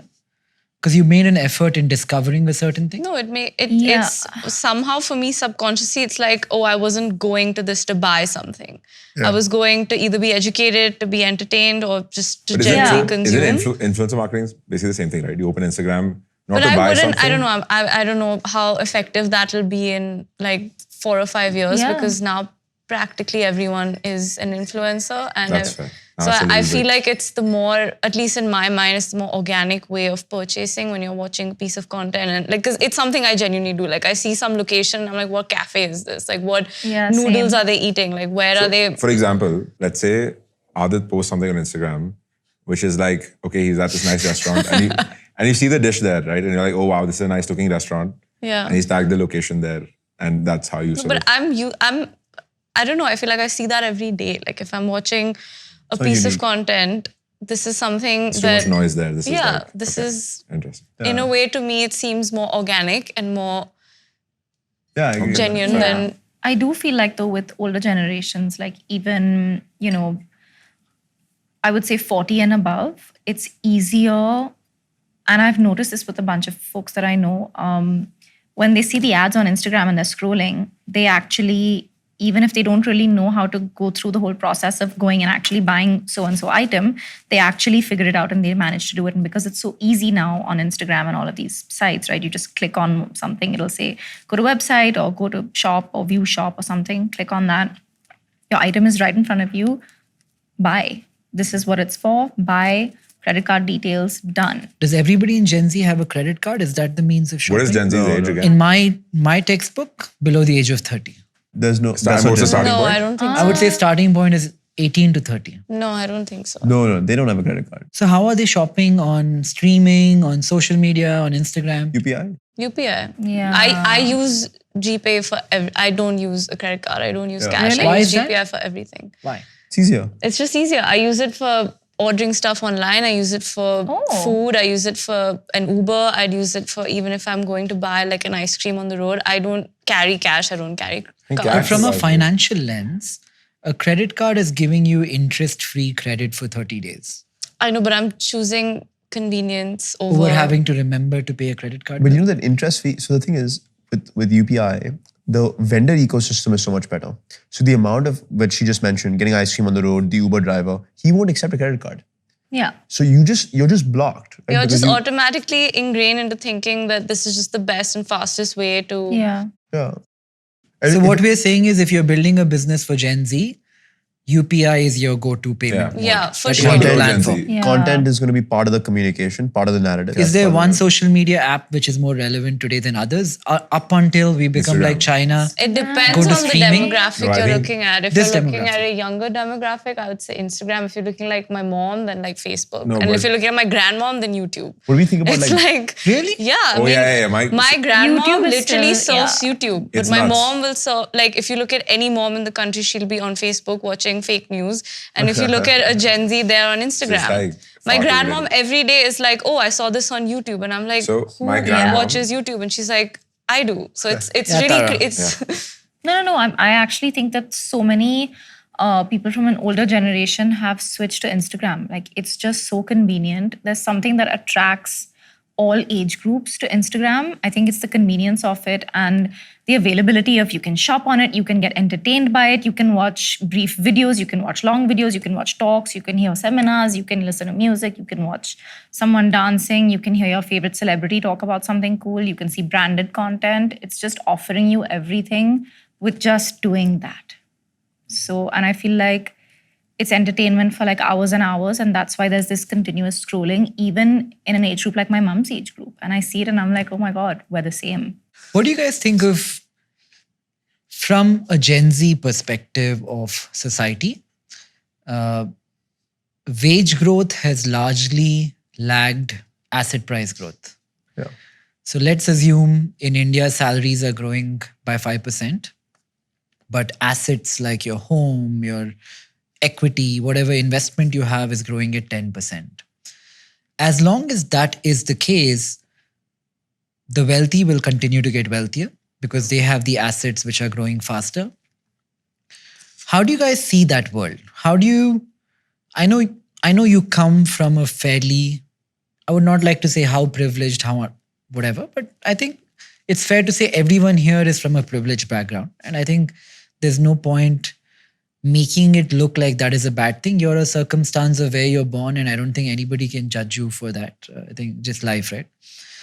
But how do you think of income inequality in the ecosystem? The answer to this is like employee, like, and we do this with pretty much everybody on the team. Employees owning some piece of equity. That's Yeah. more. I mean, that's but that's hard to scale. no. You get to like. And that figure. is very subjective to startups, Yeah. companies which are starting to grow, which is a very microcosm of Yeah.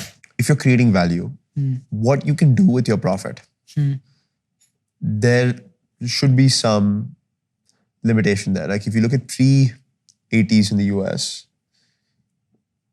you didn't have the ability, you had very strict regulation on share buybacks. Right? Tell me broadly in society, there is income inequality. Current situation, this will continue to rise. What does the government do? How does the Gen Z feel about it? You said, Yeah, look, see, I mean, to be honest with you, if you want to say broadly, it's like a sweeping, it's sweeping enterprise reform, right? Like antitrust laws, right? That's one, that's one of the levers, right? Antitrust, like what I just mentioned on like, giving value back to employees on like, yeah, and to an extent tax, right? But then the tax itself, slightly suspect. Like what does a tax accomplish? maybe you don't have to frame it as taxing an entrepreneur, but you could say property taxes. Yeah, inheritance Taxes tax. on inherited wealth. Yeah. Not taxes that will disincentivize people to earn an extra amount of money today, but Yeah. taxes on money that has been in the equation for a long time. Actually, the answer to the question though on a side note is like entrepreneurship. You create more entrepreneurship. I think that's a good answer. It's not zero sum. Yeah, I think that's a good answer. Like the more entrepreneurship, the more wealth creation by default. You Yeah. want to optimize that also to make it more. Yeah. more- And tax in such a manner that entrepreneurs are encouraged left, right, and center. But how are you going to go about creating entrepreneurship? Nikhil? No, I have an answer to this. Yeah. Tax property. Precedent in America, if you live in Connecticut, you pay almost 1.5-2% property tax. Most of India's ill-gotten wealth somehow finds its way into property. Correct. This is going to sound bad, but I don't think farming income above a certain threshold should be subject to no tax, because a lot of people use that loophole to do other things. and inheritance tax. Precedent again in the UK, in the US. Take all the money which comes from this, increase the quality of education that is given out for free, help entrepreneurship thrive. I'm saying, how do you encourage entrepreneurship in younger people? How do you inculcate them, or how do you facilitate them by I mean, if you're providing saying capital? the solution is entrepreneurship, and our 24 to 30 or whatever is 60% of the population, then how do you position entrepreneurship as an aspirational career for a 24-year-old? I think we're doing that a little bit right now. No, but I'm saying that the reality for, say, like, we may be different. I'm saying the reality for tier 2, tier 3 is that, you know, their parents have spent a certain amount of money on an education. They graduate, they either do MBA, they go into engineering or whatever stream they're in. They graduate and their immediate thought is not that I'm going to take a financial risk and start a company, but I'm going to work for 10 years, get a stable income, and then maybe pay my parents back. Then once I get, you know, up to a certain level of salary, then maybe I will think about doing this on the side, see if that works, and then maybe switch to that if I see that this is something I can do risk-free. I don't know if that is, at least that's what I feel is the mindset of a lot of college students today. Yeah, I get you. They're not willing to take that risk. If instead of the social cause that we all choose to come together on, a lot of people come together and choose causes around funding young, bright people who want to start a business with not necessarily risk to reward in mind. That's an example. And even in the current ecosystem, you know, there are so many outliers. Like, I started earning a wage. I used that money to start trading. I used that trading money to do other things in life. And I started from a certain point, which is near zero. So the opportunities do exist. What I think we should do also in society is sell the narrative of being an entrepreneur. Up until now, our role models in society were actors, they were cricketers. You're talking about roles where India can have 11 cricketers who played for the Indian team growing up. To your point, I think also selling the narrative of entrepreneurs, but selling the narrative of not what the conventional entrepreneur has been for the longest time, but who entrepreneurs really are today, which are 19, 20-year-old kids. It could be a 50-year-old housewife. It could be really anyone. So I'm saying that selling that narrative is going to work more than selling the narrative of, you know, a founder who works Not just them, but both of you. I think the point of today is that. That's what we need to sell, not just that characteristic that we've always had or that stereotype that you had for an entrepreneur for the last 10 to 15 years. Not at all. Gujarati guy. And I think it has to be like old school. It has to be more in tune with what the reality is. And I think today entrepreneurs go wider than just, you know, startup founders and what we do. I think that, you know, there are a lot of other definitions of what that is today in India. And I think that's what needs to be sold. So that people know that there is more than just 100%. That one stereotype of what entrepreneurship I think means. 5 boys are going to watch this today and they're going to look at these 2 kids and they're going to be like... Some boys kids when he's turning 21. I'm 21. Kids, and they're going to be like, wait, they applied for a fund and got 40 lakhs to attempt to build a business. They said the name of the fund. You know, people will look that up. The idea for us to help the ecosystem is create more funds like that. So something you should do. Which take a chance. Something you should do. So Sam Altman had this, you know Sam Altman, right? So OpenAI, ChatGPT, founder of that company.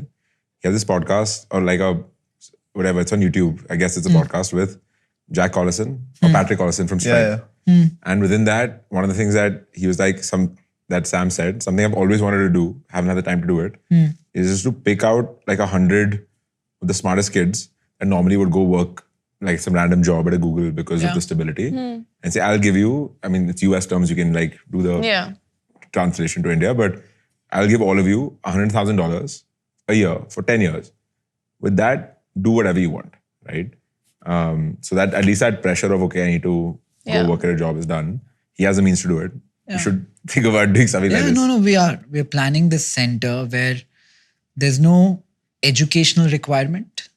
We'll have our own process to get people in. We will train them with people who voluntarily give time, like all of us and many other friends of mine. We will house them. We will kind of like teach them about not what the syllabus of a college might be, but what technology and the skill sets that we think are relevant. Yes. Field Yeah. fellowship And type. I can fund it to a certain extent, but I'm going to go out to my friends No, and but- ask for help. Unfortunately, our education system gears us towards getting 95% or 94% Yeah. in our exams rather than on skills that we will actually use when we enter the workforce or when you are actually managing a company or working in a startup. And those are the softer skills that we talk about. And that's not emphasized on or taught. It's very marks oriented and outcome oriented rather than experience. And I think that that's something that we have to, I agree with you 100%. I think conformity has been beaten down upon us by our predecessors for whom that worked. I think the one big takeaway everybody building for Gen Z can take is being conformist will not work anymore like it did for our parents and our grandparents. I think, It's almost guaranteed not to work. yeah. It's the reverse. I think a really good advice is whatever your grandparents tell you, do the opposite.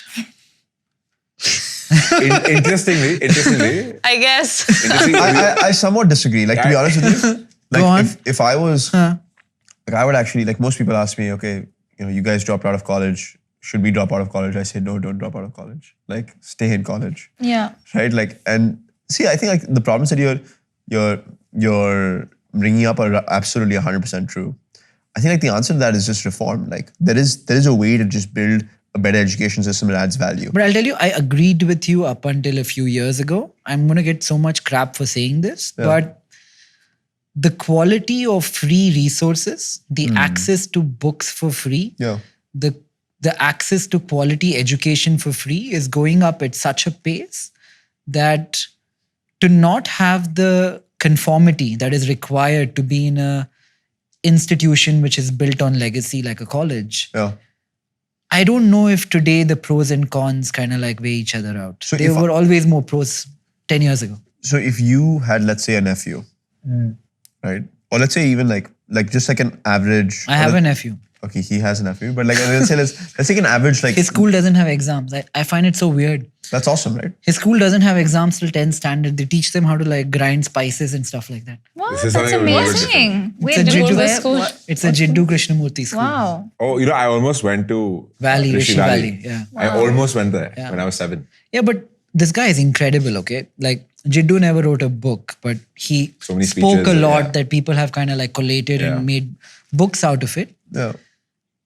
But Jiddu believed that competition in itself, the fact that I want to compete with you to be better at something, is defeat before the competition begins. Yeah. I need to find my peace inside of myself. And he believed the real winners of society are people like Buddha. It's very anti-capitalist. It is. Very. It My is. dad was a But- big No, Jiddu fine. fan. But that's why he also said that he's not a preacher. That's why he Yeah. didn't write books. Because he said, the minute I become a preacher, if I am a guru, then a guru needs to have following. So if you're okay, so we'll come back to that point, right? Like if you're someone in this age category that's getting out of high school or school, like your formal schooling education. Okay, let's say I'm an ambitious, smart, talented person from like a very humble background in like a tier 3, tier 4 city. I've just graduated from high school. What do I do? Like I have no clear goal other than building a good life for myself and my future family, etc. I don't know about high school, but if you're In college, you'd get a in job. college, you would figure out a skill set to learn. But would you recommend that person to go to college? I think That's what I'm trying to undergrad understand. is what he's talking about. Like, I think Like, they would I'm all someone that's just voluntarily graduated, like choose from high to go to school. college. Would you tell that person, okay, you should go to college or not? even if I might think otherwise, I will get castrized for saying it here. So Yeah. let me not. How would you actually? I think innately people who seek knowledge only truly ever get knowledge. I don't think you can push someone into a position where you can beat a hammer down his head and, ingrain knowledge. I think school is important. I think interpersonal skills, learning how to work in a group, learning how to deal with people is extremely relevant. Forget education, forget college, forget all of that. Say Tara is a plumber, say Aadit is a carpenter, I am a banker and Navya is something else. if we all had a kid in the society, if one of us had a kid, if either of them had a kid, all of us would spend Nikhil time with the smiled. kid, and he would look at each of us for the skills that he's interested in and learn from that. That way, the kid is not ingrained with, mimetic beliefs of his parents. Why should my child want to do what I think is right for him to do? I think that room, that freedom, that democratic sense of picking what he wants will only be allowed, that inculcation will only happen in a society which is not conformist, which is not today, but in a very utopian scenario. Like if I had to paint it, I would paint a world like that. Would you recommend that person to start a company or to go into a job? The average, like I'm talking about like tens of, if not hundreds of millions of people. I think it doesn't matter. I think Really? I think starting a company, getting a job, the salary one gets, all of that is tier 2 to his own mind and the evolution of his mind and how he's able to evolve. I think one follows the other. Yeah. I feel like if this person is able to absorb all that his mind is truly capable of, I don't think anybody needs to worry about how much money he's making. And money is one lens of viewing what we think is successful. I think it's the lens of today, but That's fair. Content, like fulfillment, right? I don't think person A, if he has 3 times more money than person B, is necessarily the only qualifying Success metric. parameter for success. Yeah. I think that has to change. I don't think that's a metric for success, but I'm saying for someone in high school or in college, that would, especially if we're looking at tier 2 and 3, that is plays into a very large factor of what their day-to-day life is. So it's easier to say, that, start a business, but is that realistically something that they would Everybody opt can to do? Yeah, of course. But like if you guys could change to this point on Gen Z and next generation, if you guys could change something about education, right? Like what would you change? Gosh, I grew up and I still do and I will always have learning disabilities. But Do you mind elaborating on that? So I have learning disabilities. A lot of people get very confused by this term. I grew up being bullied for it, actually. It was a primary cause for why people used to harass me in school and in college, more in college, actually, which is a very funny observation to have had. So it could be dyslexia, dysgraphia, dyscalculia. I have dyscalculia, which is an arithmetic disability. Many people have it. They spend their whole lives not knowing that they have it. But my experience has been that everybody's learning capacity is different, which is why when you brought up how your nephew doesn't have exams till the 10th grade, that's fascinating to me and absolutely wonderful. If I ever have a child, I would want my child to learn that way, because we're inculcating the very thing that is polluting society and has polluted society for such a long time that I'm just like, if we're doing this from when a child is 2 years old, they're giving exams from when they're like 3 and 4 years old. Why? Everyone's IQ, EQ is so different. Someone might take longer to learn something. Someone might just never learn something that we're expected to learn at such a young age. And that's been my personal experience. And I've noticed it with even my mom, for example.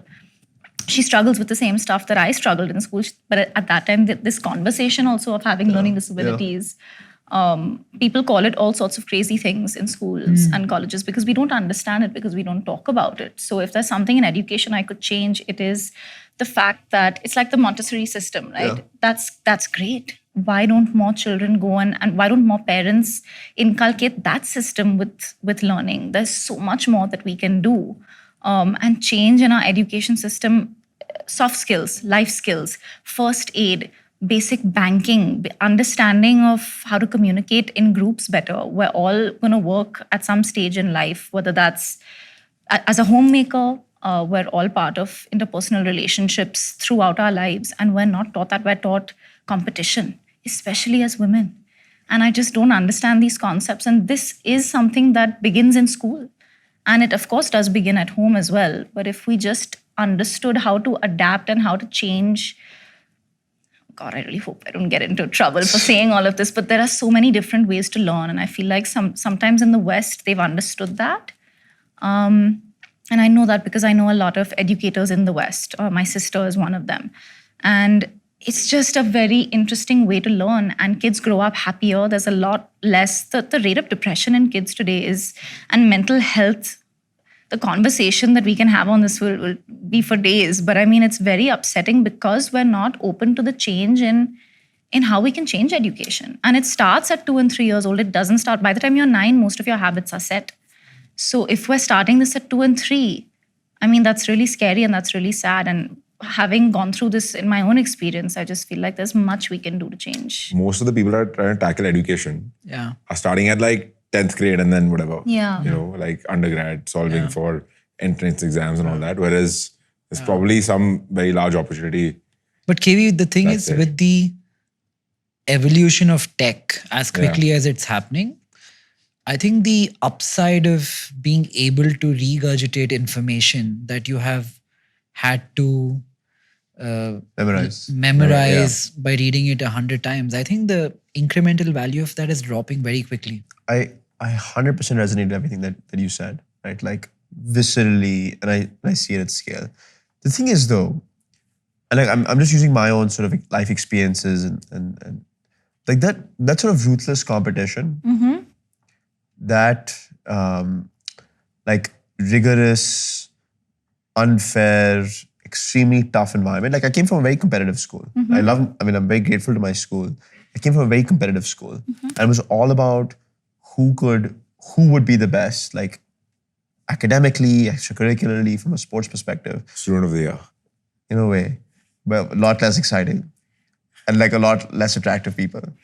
But in that world, right? Like I think I don't think I would have even tried to do what I'm trying to do right now if it wasn't for that, like somewhat, and I agree with you, somewhat like semi-toxic, like aggressive line of sight. But then doesn't that affect you for the rest of your life? Because if you grow up with that toxicity, which I think we all have, I'm not putting this on you, of course, or your school. Can, by the way, but no, but I choose not to. We'll find out in 20 years. But don't you feel like you'll always have that, like, in you, that sense of, I want to be better, I need to be the best, that sort of, which our generation struggles with so much. You know, the thing is, like, Don't stop. If I wasn't doing what I was doing, I think I would be unhappy. Like, I was thinking about, and I joke with KV about this all the time, whenever we have a problem, I'm like, we should have just gone to Stanford, right? Like, that would have life would have been so much easier, right? Actually, precursor to that is like, I should have just got 95% in boards. I should have just got that 95%. Again. Like, I would have That's the sorted. line. Yeah, That's that's the Aadit Parsha line. If I was doing anything else, and maybe it could be because of the way that I grew up, I think I would have probably lost my mind. Because I really just get fulfilled. And it's not like in my mind, I know like a lot of it is not nice and not it's not wholesome, right? To be honest with you. No, it isn't, right? But like I really just get fulfilled and content by just like doing like. But that's because of your bent of mind, and that's because of the person that you are. Now, sometimes people people are not. Those people, like, but not everybody has that bent of mind. Not everybody has that. but like if somebody has that stamina bent to- of mind and you put them in a school that doesn't cater it, do you lose that spark? Because I mean, like not me. Like there's a long way for us to go. I but get like, your point. But like that person could be the value creator for 100 people. I fully understand and agree with what you're saying. I just feel like it's going to sound crazy, but I feel like if you're born that way, if you would just have that. But how do you know about it? How do you know that this is the kid that is crazy? That's this is the kid that is not big- crazy. They may not know, but the kid knows. I just always feel like you just know, man. Did you know? If Did you know? Did I know? He knew. Did you know? I Feel knew like when he I was knew. like 13. 13, 14? Even before the boats. Before. Yeah, 13, What are you 14, I saying? knew I had like something wrong with me. What is wrong with? I knew it too, but what? You knew when you were 13? Yeah, like when you're 13, like you just get a sense that like something is not clicking. What right? is Like, not wrong? I mean, what is wrong? No, I mean it's just like Go on. yeah, no Tell us, Aadit, what is really wrong with you? no, I mean like what Tara's saying, right? Like No, not what Tara. no, What is what she what was- is wrong with you? yeah. You come back. Deep Answer down. the question. Deep down, Deep like down. I can't get fulfilled or content with just like the wholesome, nicer things in life. That's what's wrong with me. Like I'm Lots of people have that. yeah, like I agree with What I is your feel the same definition way of about wholesome? myself. like build a nice family, do reasonably well for yourself, take care of like all the basic comforts of life, and then just focus on like enjoying your life. And the thing is, Did you can't have a do good that. childhood? I mean, yeah, that's a wow. Right? He really goes like, for It's a googly, huh? It's like, what's the right It's googly. Like, it was not easy. Can like, I tell you, we're all such a factor of our childhoods. Yeah, you're right. Yeah. 100%. This is something I've had all my life. I've not had a sense of self-worth. And nothing makes me happy beyond a fleeting minute. Really? It's hot for a minute. Yeah. And then I need something else to chase, something new to do, some You don't have bigger long-term mountain to. fulfillment? You don't have that like long-term fulfillment after everything that you've built? Really? I don't know. Wow. And I'm 10 years down the journey, and I can tell you this, that it won't come from anything you do outside or any other person, but from you going back to your childhood, figuring out deep down, the truth is it was not your fault. Yeah, But I'll connect you to someone who really helped. I'll tell you the thing with therapists. Nikhil, I think you could be a therapist, dude. Like, You could be a therapist. Yeah. I'll tell you, I've been to a few, and the problem with therapy is 9 out of 10 are horrible. Like they're terrible, they suck, I know. But you need to find that one. You found one. Yeah. Do you think they're terrible by design or just like because it's like You just have to one-on-one? find your product Your guy. market fit. You Your know, it's product not market always. fit. Yeah, we're going to get into that more It's again. not always Do you going think to certain work. therapists work for certain people? No, or no, they're no, just no. good therapists and bad They're good therapists? therapists and they're Okay. bad. Like there is good everything and good bad everything. Interesting. Okay. Yeah. But it's interesting. Like it's like a lot of the problems that you might have had in your childhood could have been solved. Like everything could be sorted now. But now it's like great. But I'll tell you, It's there in you, yeah. Yeah, it's great. it's all in there. So I spent 1 year, like whenever you dream, right? When you have vivid dreams, you only remember them for the first 10 minutes that you're awake. Yeah. So I did this like a habit. I was reading some school of psychology. So I would wake up every morning and write down my dreams. In the first 5 minutes, even if I woke up at 4 a.m., I would write it down. The crazy thing is, even in your dreams, there is a pattern. Documentation is the key. What a therapist is doing for you essentially is documenting your thoughts, Yeah. your ups and your downs. It's like how you make decisions based on data, right? Yeah. You don't have data around your thoughts. Having an external resource allows you to formalize that data in a manner where you can infer something. Yeah. And KV and I do this, right? Sundays I just like sit in the office and I'm surrounded by whiteboards and that's it. Like I have nothing to do. Like for Yeah, like 12 I hours. do that. I'm a pen and paper kind of person. Yeah. I plan. I mean, not personally, but I'll plan like, where do I want to, like, what do I want to do? Like, how do Aadit's I the get there? big Like, blue I book make kinda like guy. I'm charts the with big blue book arrows kinda guy, and things like that. Like, that's how I figure it out in my head. Like, I have to put it down somewhere. Yeah, yeah. I've been writing a book for a long time, which I will never publish. I know. But Okay, the you- beauty- Share with us. No. Like, just for my benefit. I'll Yeah. I'll put items. Everybody. Yeah. But it's so vulnerable in that, you know, it also helps me kind of reflect upon myself. So it's for me. It's a book from me for me. But, How did you feel? Okay, I have a question for you, Yeah. which is a good digress from here. 65% of startups shut down because the founders fight. Yeah. Egos. I didn't know. Okay.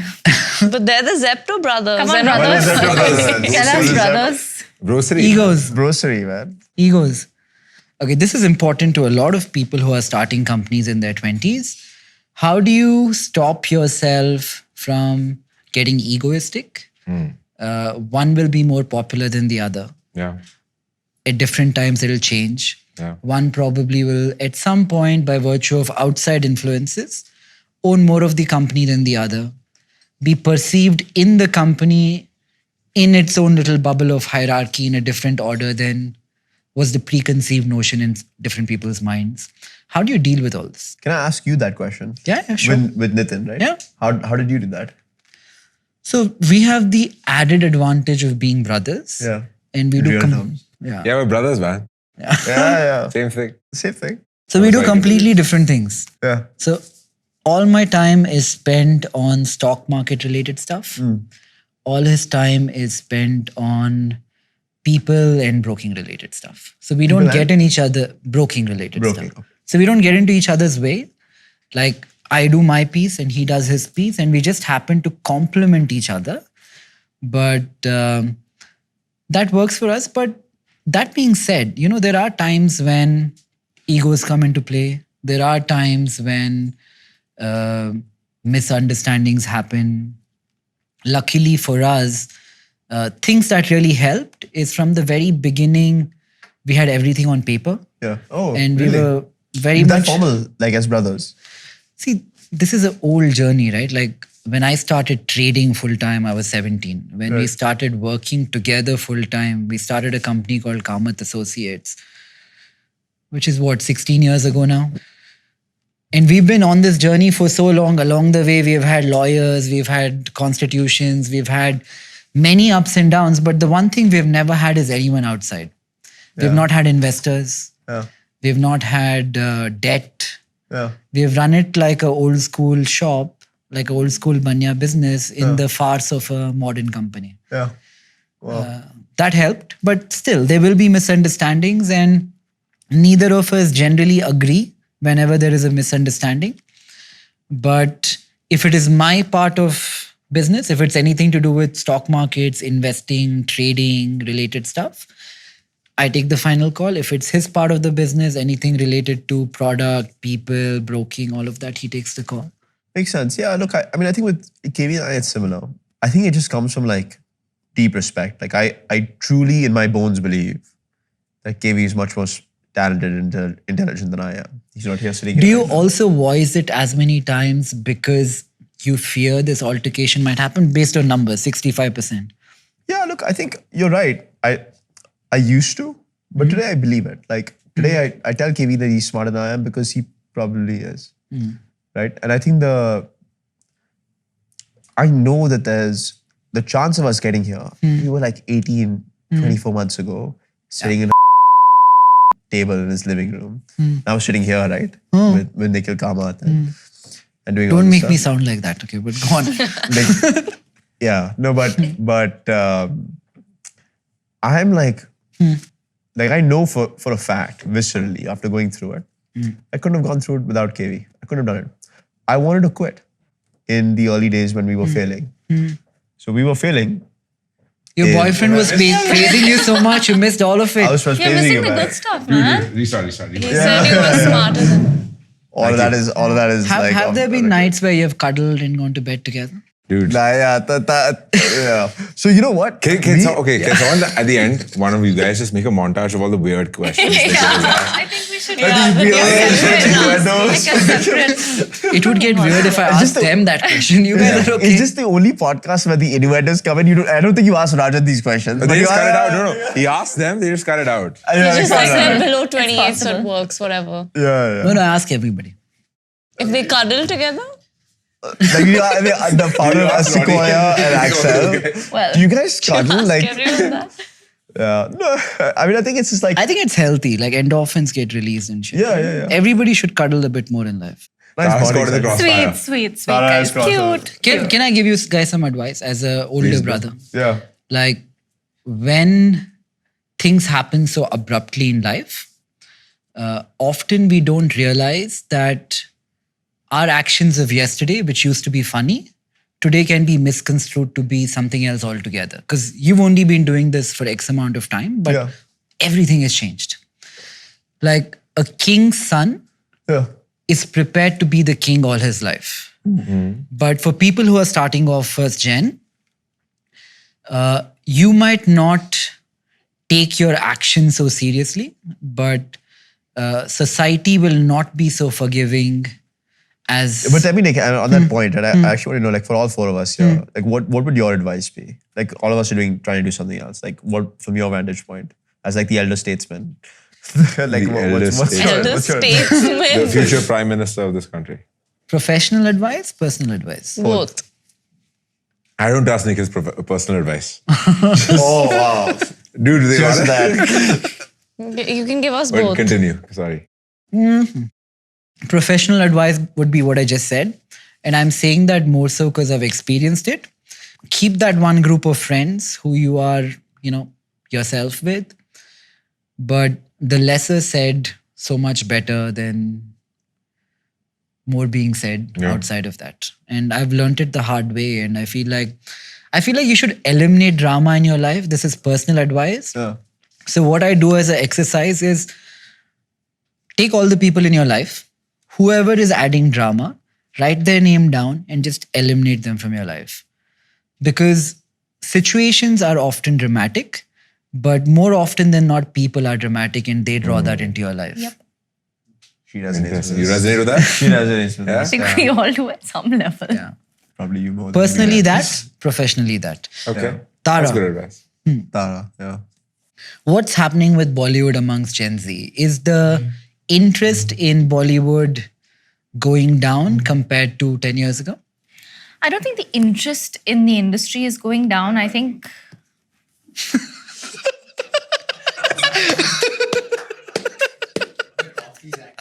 Oh my God. He's so fun like this. I Yeah. love it. Nikhil, what do you That title this call. episode? Because on the way here, we were trying to figure out what you're thinking. What's the next generation thinking? Yeah, fair enough. nice one. Yeah, that's a good one. To the point. I like it. Yeah. We ourselves don't know what we're thinking. Yeah. That's honestly the reality. Tara, what's happening in...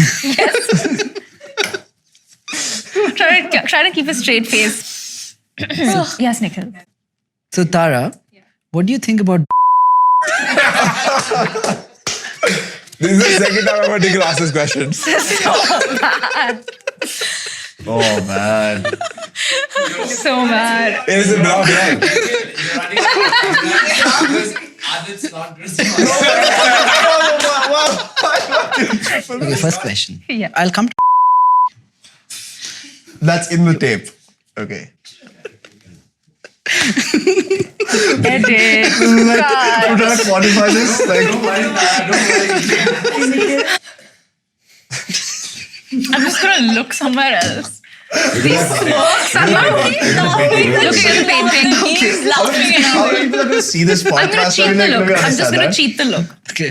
I can still see you smiling. Look at his notes. I'm cheating with his ear. I'm literally looking at Nikhil's ear and pretending I'm looking at Nikhil. Look at your camera. Just look at your camera. It's fine. Does it look like I'm crying? I can ask an emotional question. So bad. Tara, are you Yes. okay? Absolutely. After a very intense emotional discussion. Okay, Tara. Oh my God. You're going to snap out of it. Yes. Okay. Got it. Okay. It's a happy podcast. I'm back. Very late. Okay. So late. Yes. As someone in this age bracket,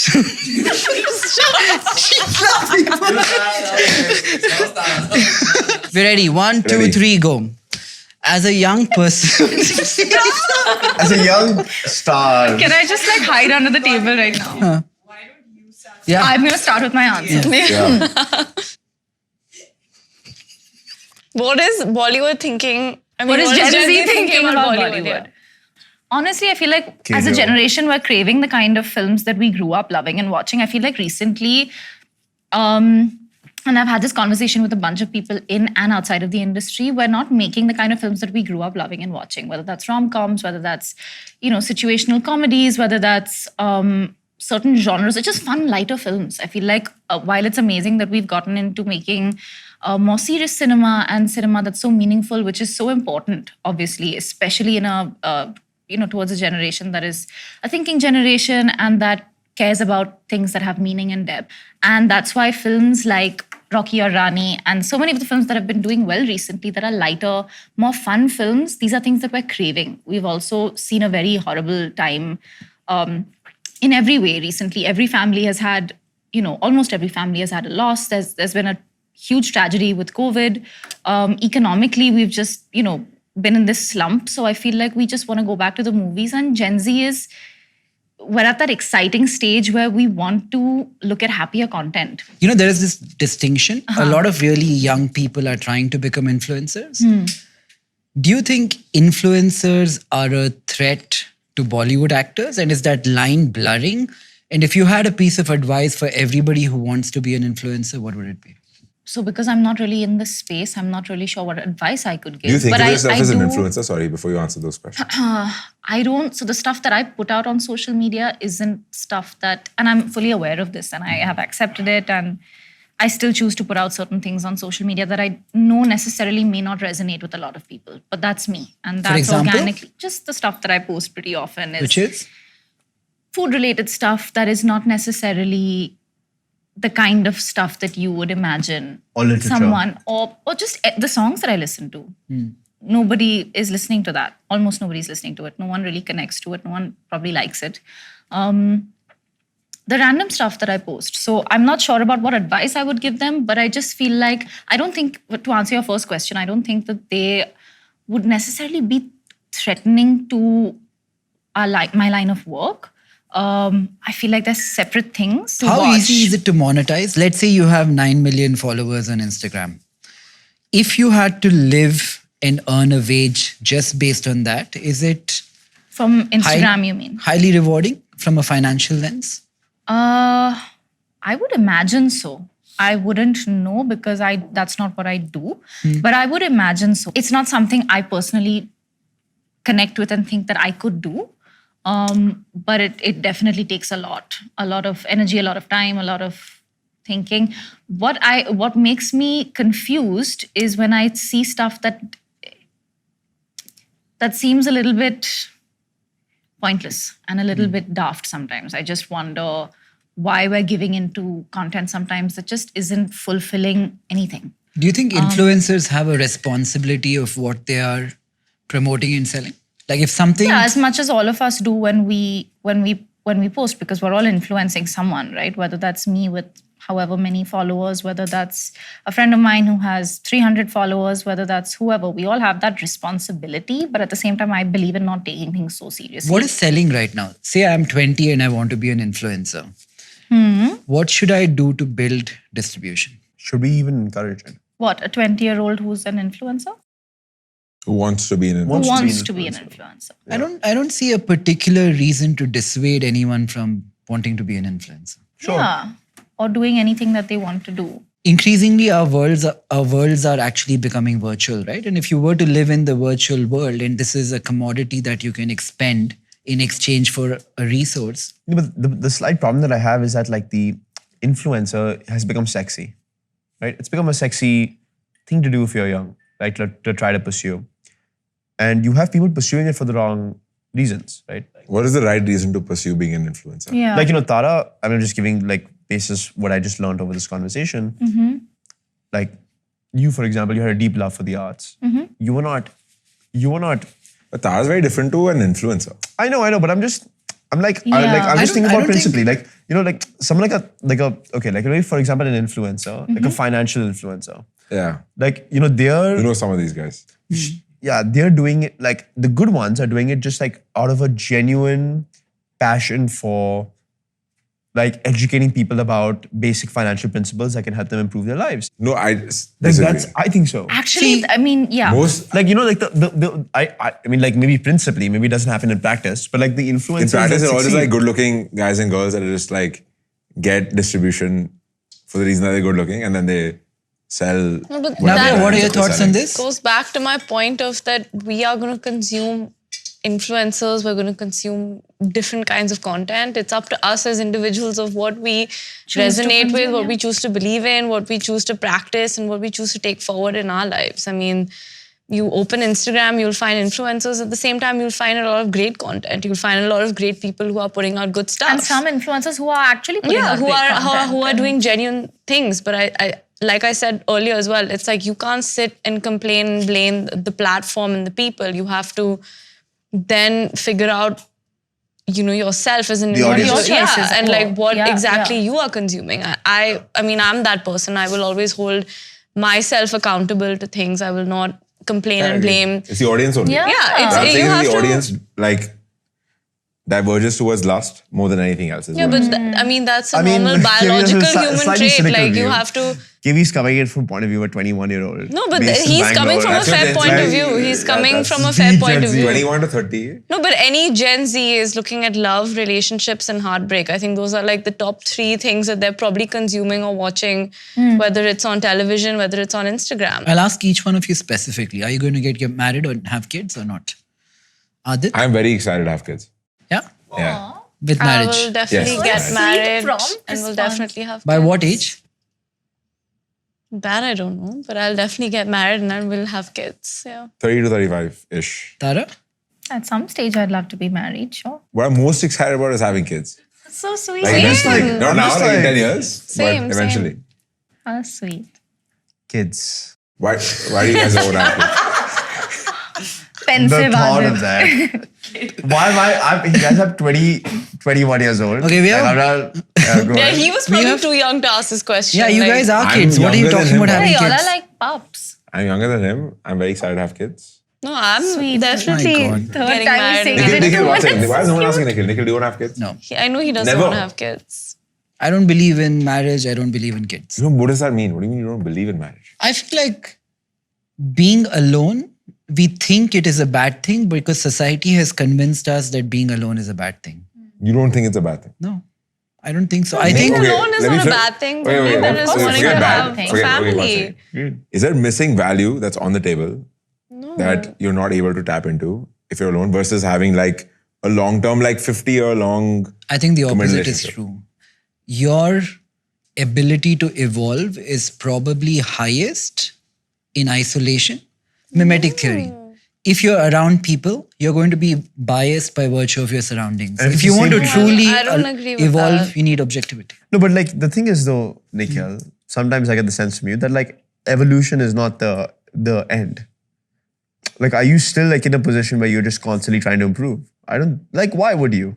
It's Like, not. I don't know if you're in that state of mind right now. I don't know if I would be if I were you. I mean, I don't agree with the fact that being alone is yeah, any no, but form I'm of saying, evolution. no, even if it like By let's assume that it is. I mean, historically, if you look at evolution, it's not that it's never been possible by just being alone. no, but even The whole concept of evolution is that you is true. produce and Yeah. that you. No, I know, but I'm saying, assuming that it is not. He's saying there's no interpersonal, like his own evolution. fundamental... But that's procreation. Evolution, Yeah, I but- think, is more Yeah, but still, internal. Yeah. No, but as having kids is beings, procreation, to right? having evolved from caveman to what we are today, Yeah. was only possible because of procreation. Also and time. because And yeah, no, time, but- but Yeah. also because of No, but Nikhil's not procreation, looking and for then we were evolution when able he's to dead. He wants evolution today. we No, but create that's fine, life and but- and But do you build wanna- that. No, but like, do you really want evolution today? Like, I are you don't- like I'm sure you're much more hedonistic than you were a decade ago.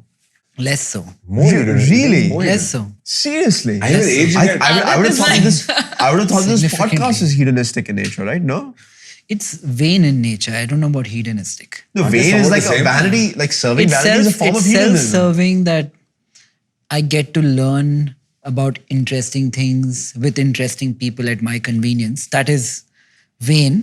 That is vanity that I have to be cognizant of.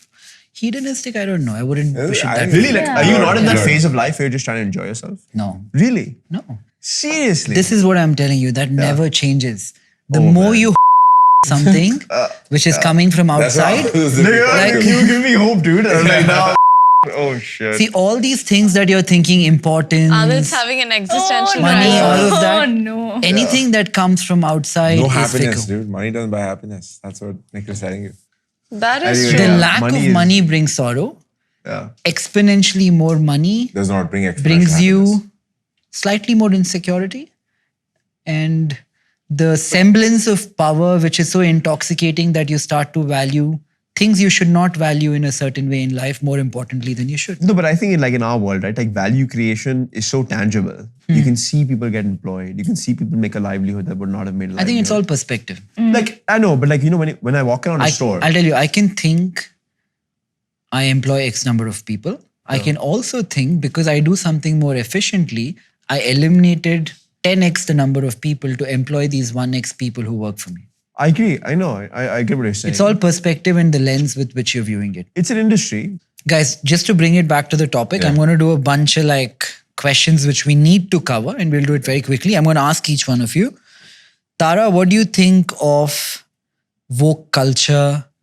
Everybody's fighting for rights, but very few people are equating how much they're contributing to the rights they deserve.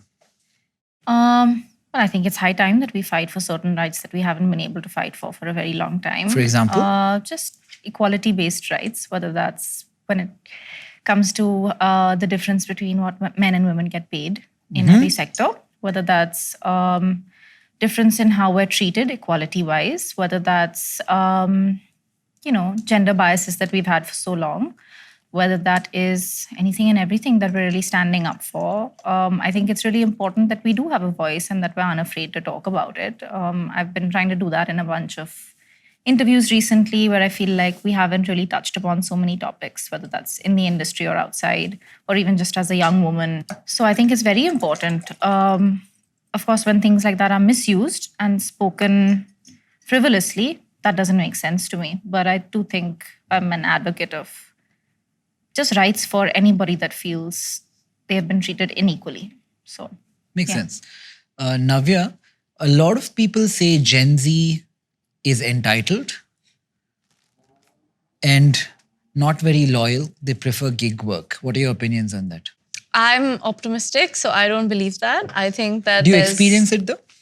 No, I think Because you that- employ a lot of people as well. I do, but like I said earlier, I think there's a lot of potential and not enough opportunities. And I understand why. We have a very large population. I don't see why it's easy to give everybody an opportunity, but I think that there is a lot of potential, at least from what I've seen.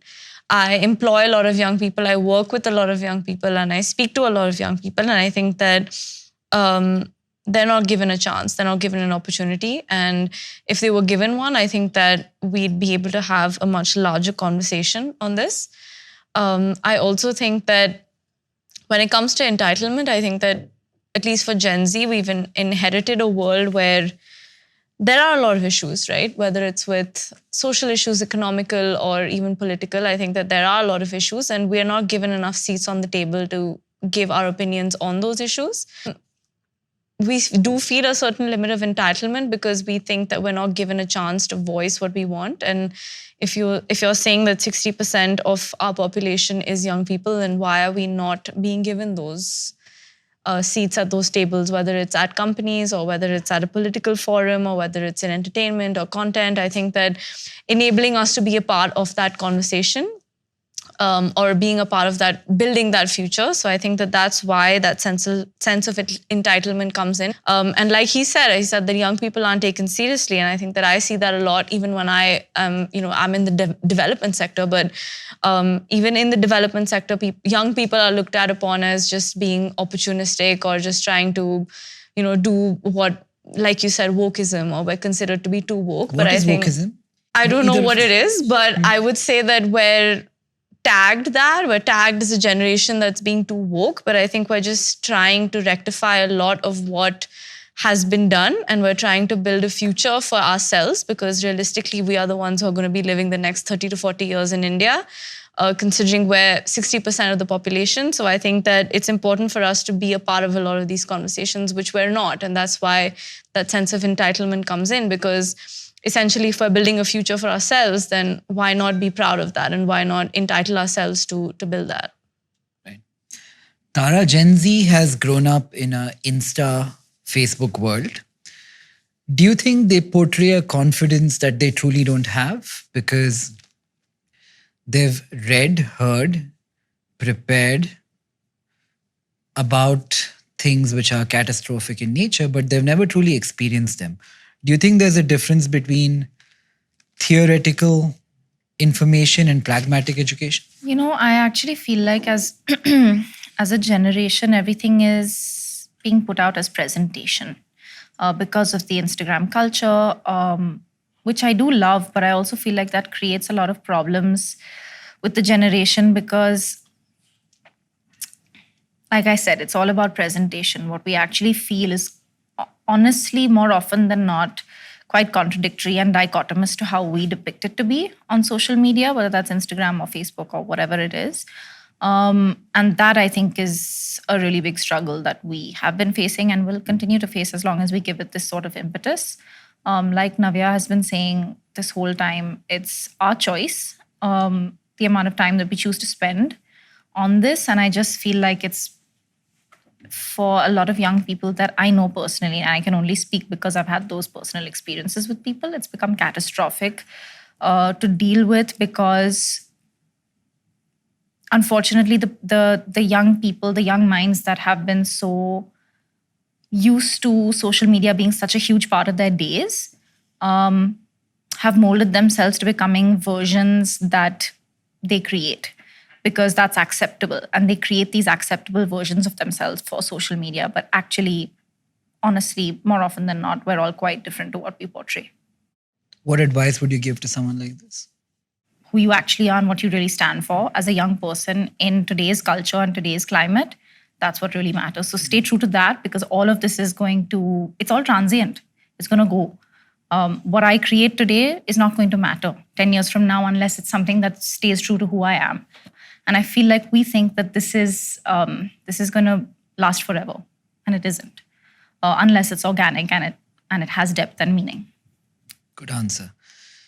When I was a kid, this is very specifically to you, I was a dumb kid, like the kind of kid who keeps staring at a fan, keeps bumping into walls.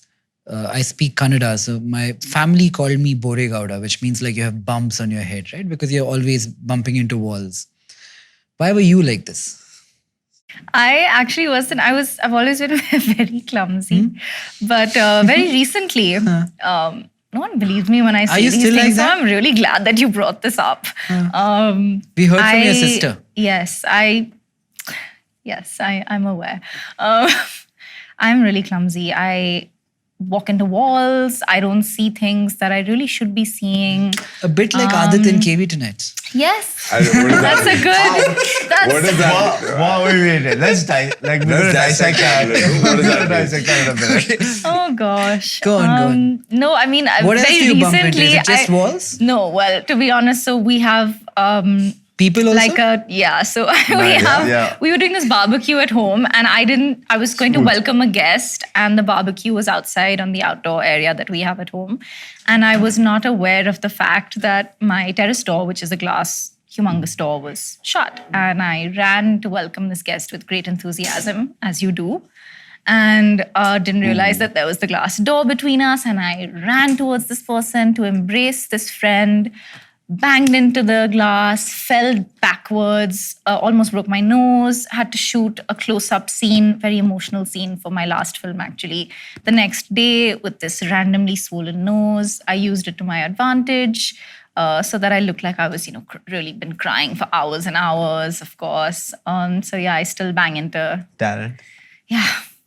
It's a real Hard, skill, yeah, man. It's a real skill. Yeah, I believe it. So yeah, still very clumsy. To both of you, because you have experienced this and you too will experience this, how do you deal best with trolling? Cancel culture. What is cancel culture and how do you both deal with it? Because I'm Can you guessing answer it this also after they do? Sure.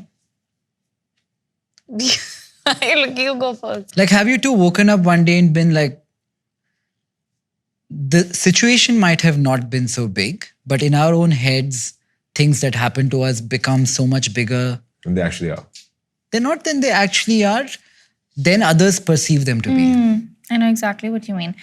In my experience, I have more often than not, and this is thanks to my support system, and that's like my mom and dad, they have almost always, in fact, always been amused and laughed at whatever has happened in the news or the media. They would, especially in the beginning of my career, now no one really talks about it or really cares about it because everyone who matters knows it's untrue, right? No, never really been truly affected by it. I also have to say this because it's kind of important for me to say it. I feel really lucky that even though I'm not someone that posts a lot about myself, I've tried to change that a little bit so that people get to know me a little bit better. Because that was sort of lacking in a certain sense with the way that I portrayed myself. I just wasn't letting people in and I wasn't talking much about what I stand for and what I believe in, and that actually went against me. So I started doing that. But to be very honest with you, I don't feel like I have truly been trolled yet. Not yet? I don't think so. And I'm happy about this. But at the same time, I feel like it's because people see me for me.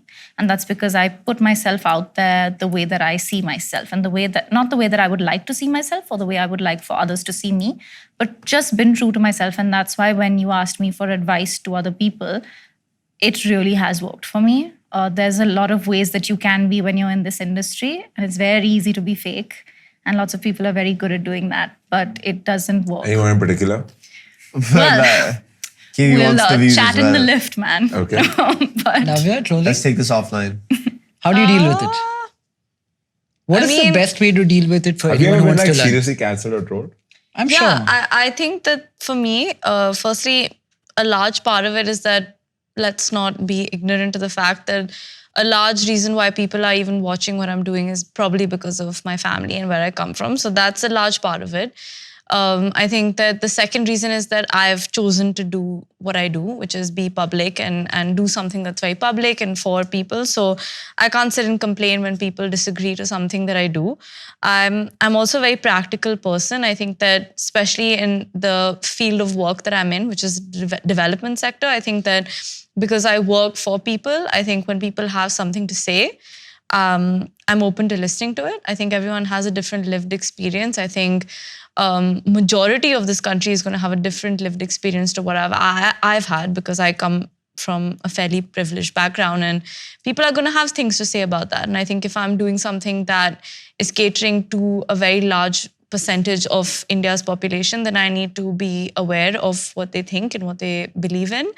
So yeah, I think I'm open to criticism. I think I'm somebody who takes it very critically. I take it in my stride. I take it in a sense that, okay, maybe their experience is different to what mine has been, and I need to open myself up to criticism. I can't sit and complain about what people have to say. I actively chose to do this. I cannot sit and complain about being trolled. I think I'm just grateful that people even, acknowledge my work and see what I do on a daily basis. And for me, it's more of improving on that based on what people have to say. So I take it very, very critically in a good way in that sense. The best way to deal with trolling and getting cancelled is not to care. Yeah. Nikhil, tell me about a story. Honestly, where you've been laughing cancelled. about it. Yeah. So many, I really enjoy people's It company changes, when they it's can enjoy momentary. it. It's never going to Yeah. last. I mean, It isn't. it'll Yeah. last for When were 2-3 you days, cancelled? and And no then one day remembers. after they'll find somebody else to No catch, one and then remembers. No one cares. I know. I think the more you give attention to these things, the more they bother you. And the less you give attention to them, the less they bother you.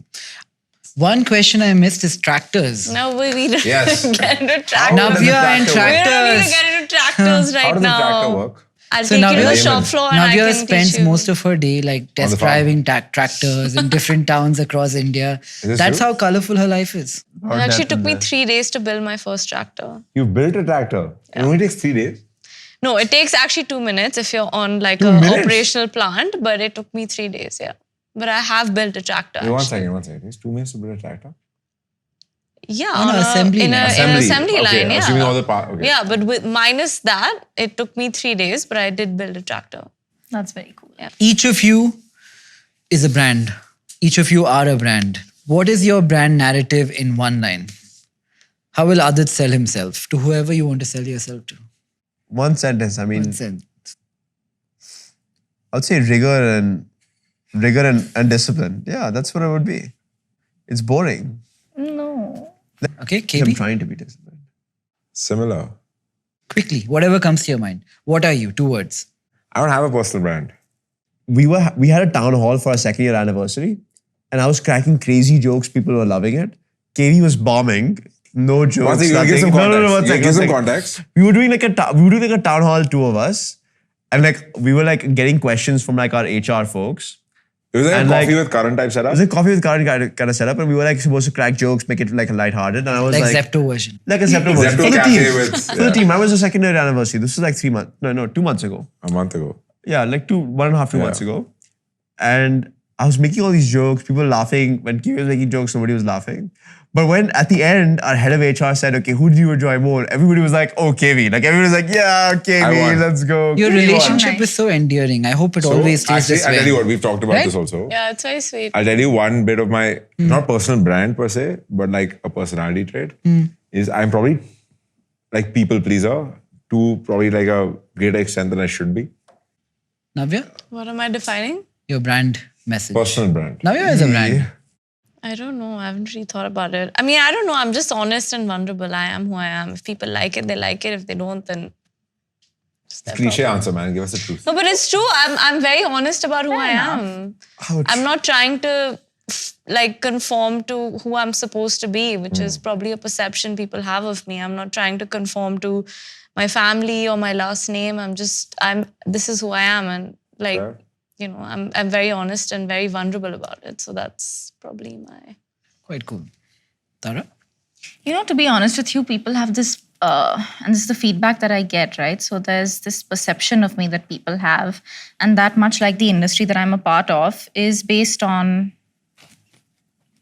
the outside of The it. looks. Yeah, the outside What, of it. what do you What is think? the perception that people Let's just say it's And I find it to be quite dull.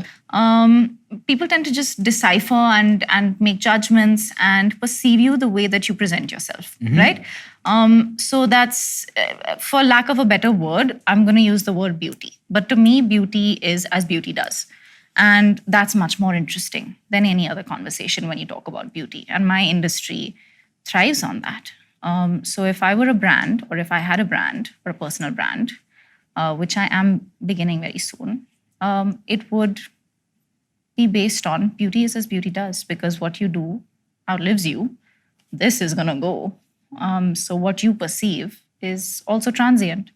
So what I do and what I do with my brand is going to last far longer and is much more meaningful. Nikhil, you're trying to build your personal brand. What is your personal brand in one line? Confused. Evolution. Confused, pretending not to be. Nice. That's all You've of us. rehearsed that, That dude. should be Give me the someone's Instagram raw- bio. That's literally all of us. That was We're a like rehearsed pretending to answer. know what I we're need the doing, raw but we truth. really have absolutely actually no true. idea what Yeah. we're doing. It's actually true. Good one. Yeah. Pretending not to the world, but also to myself. I agree with you. That's what we're all doing. Wow. Okay, so thank you everyone for Thank coming. you. This was so much fun. I think this has been one of the most fun podcasts. All right. It's been great. This is Thanks, so Signing guys. off. Thanks, guys. What did you sing? Do you remember? Nikhil, you want to ask me to I sing on the spot? sang. Yeah. too. What did you sing? Are you going to No, sing for us later guys. today? No. We know it. Yeah. What a shame. Yeah, we'll walk into that one, yeah. What a shame, guys. I'll send you a link later. Yeah, after this. Like, Maybe you can play and she can sing later. Yeah, we'll get it done. in fact, Okay. in COVID, I play the and piano, guys. I can join. And then Nikhil and I will just jam watch. Yeah, we'll plan. Like a little band. Oh my god, Sound band. cute. Love it. We should make a band. What is your contribution going to be? You can name it. You can name it. Backup singer. Okay, guys. Nobody talks now. 1, 2, 3, go. Wise men say only fools rush in. Oh, but I can't help falling in love with you. Oh, shall I stay? Would it be a sin? Oh, for I can't help falling in love with you. Falling in love.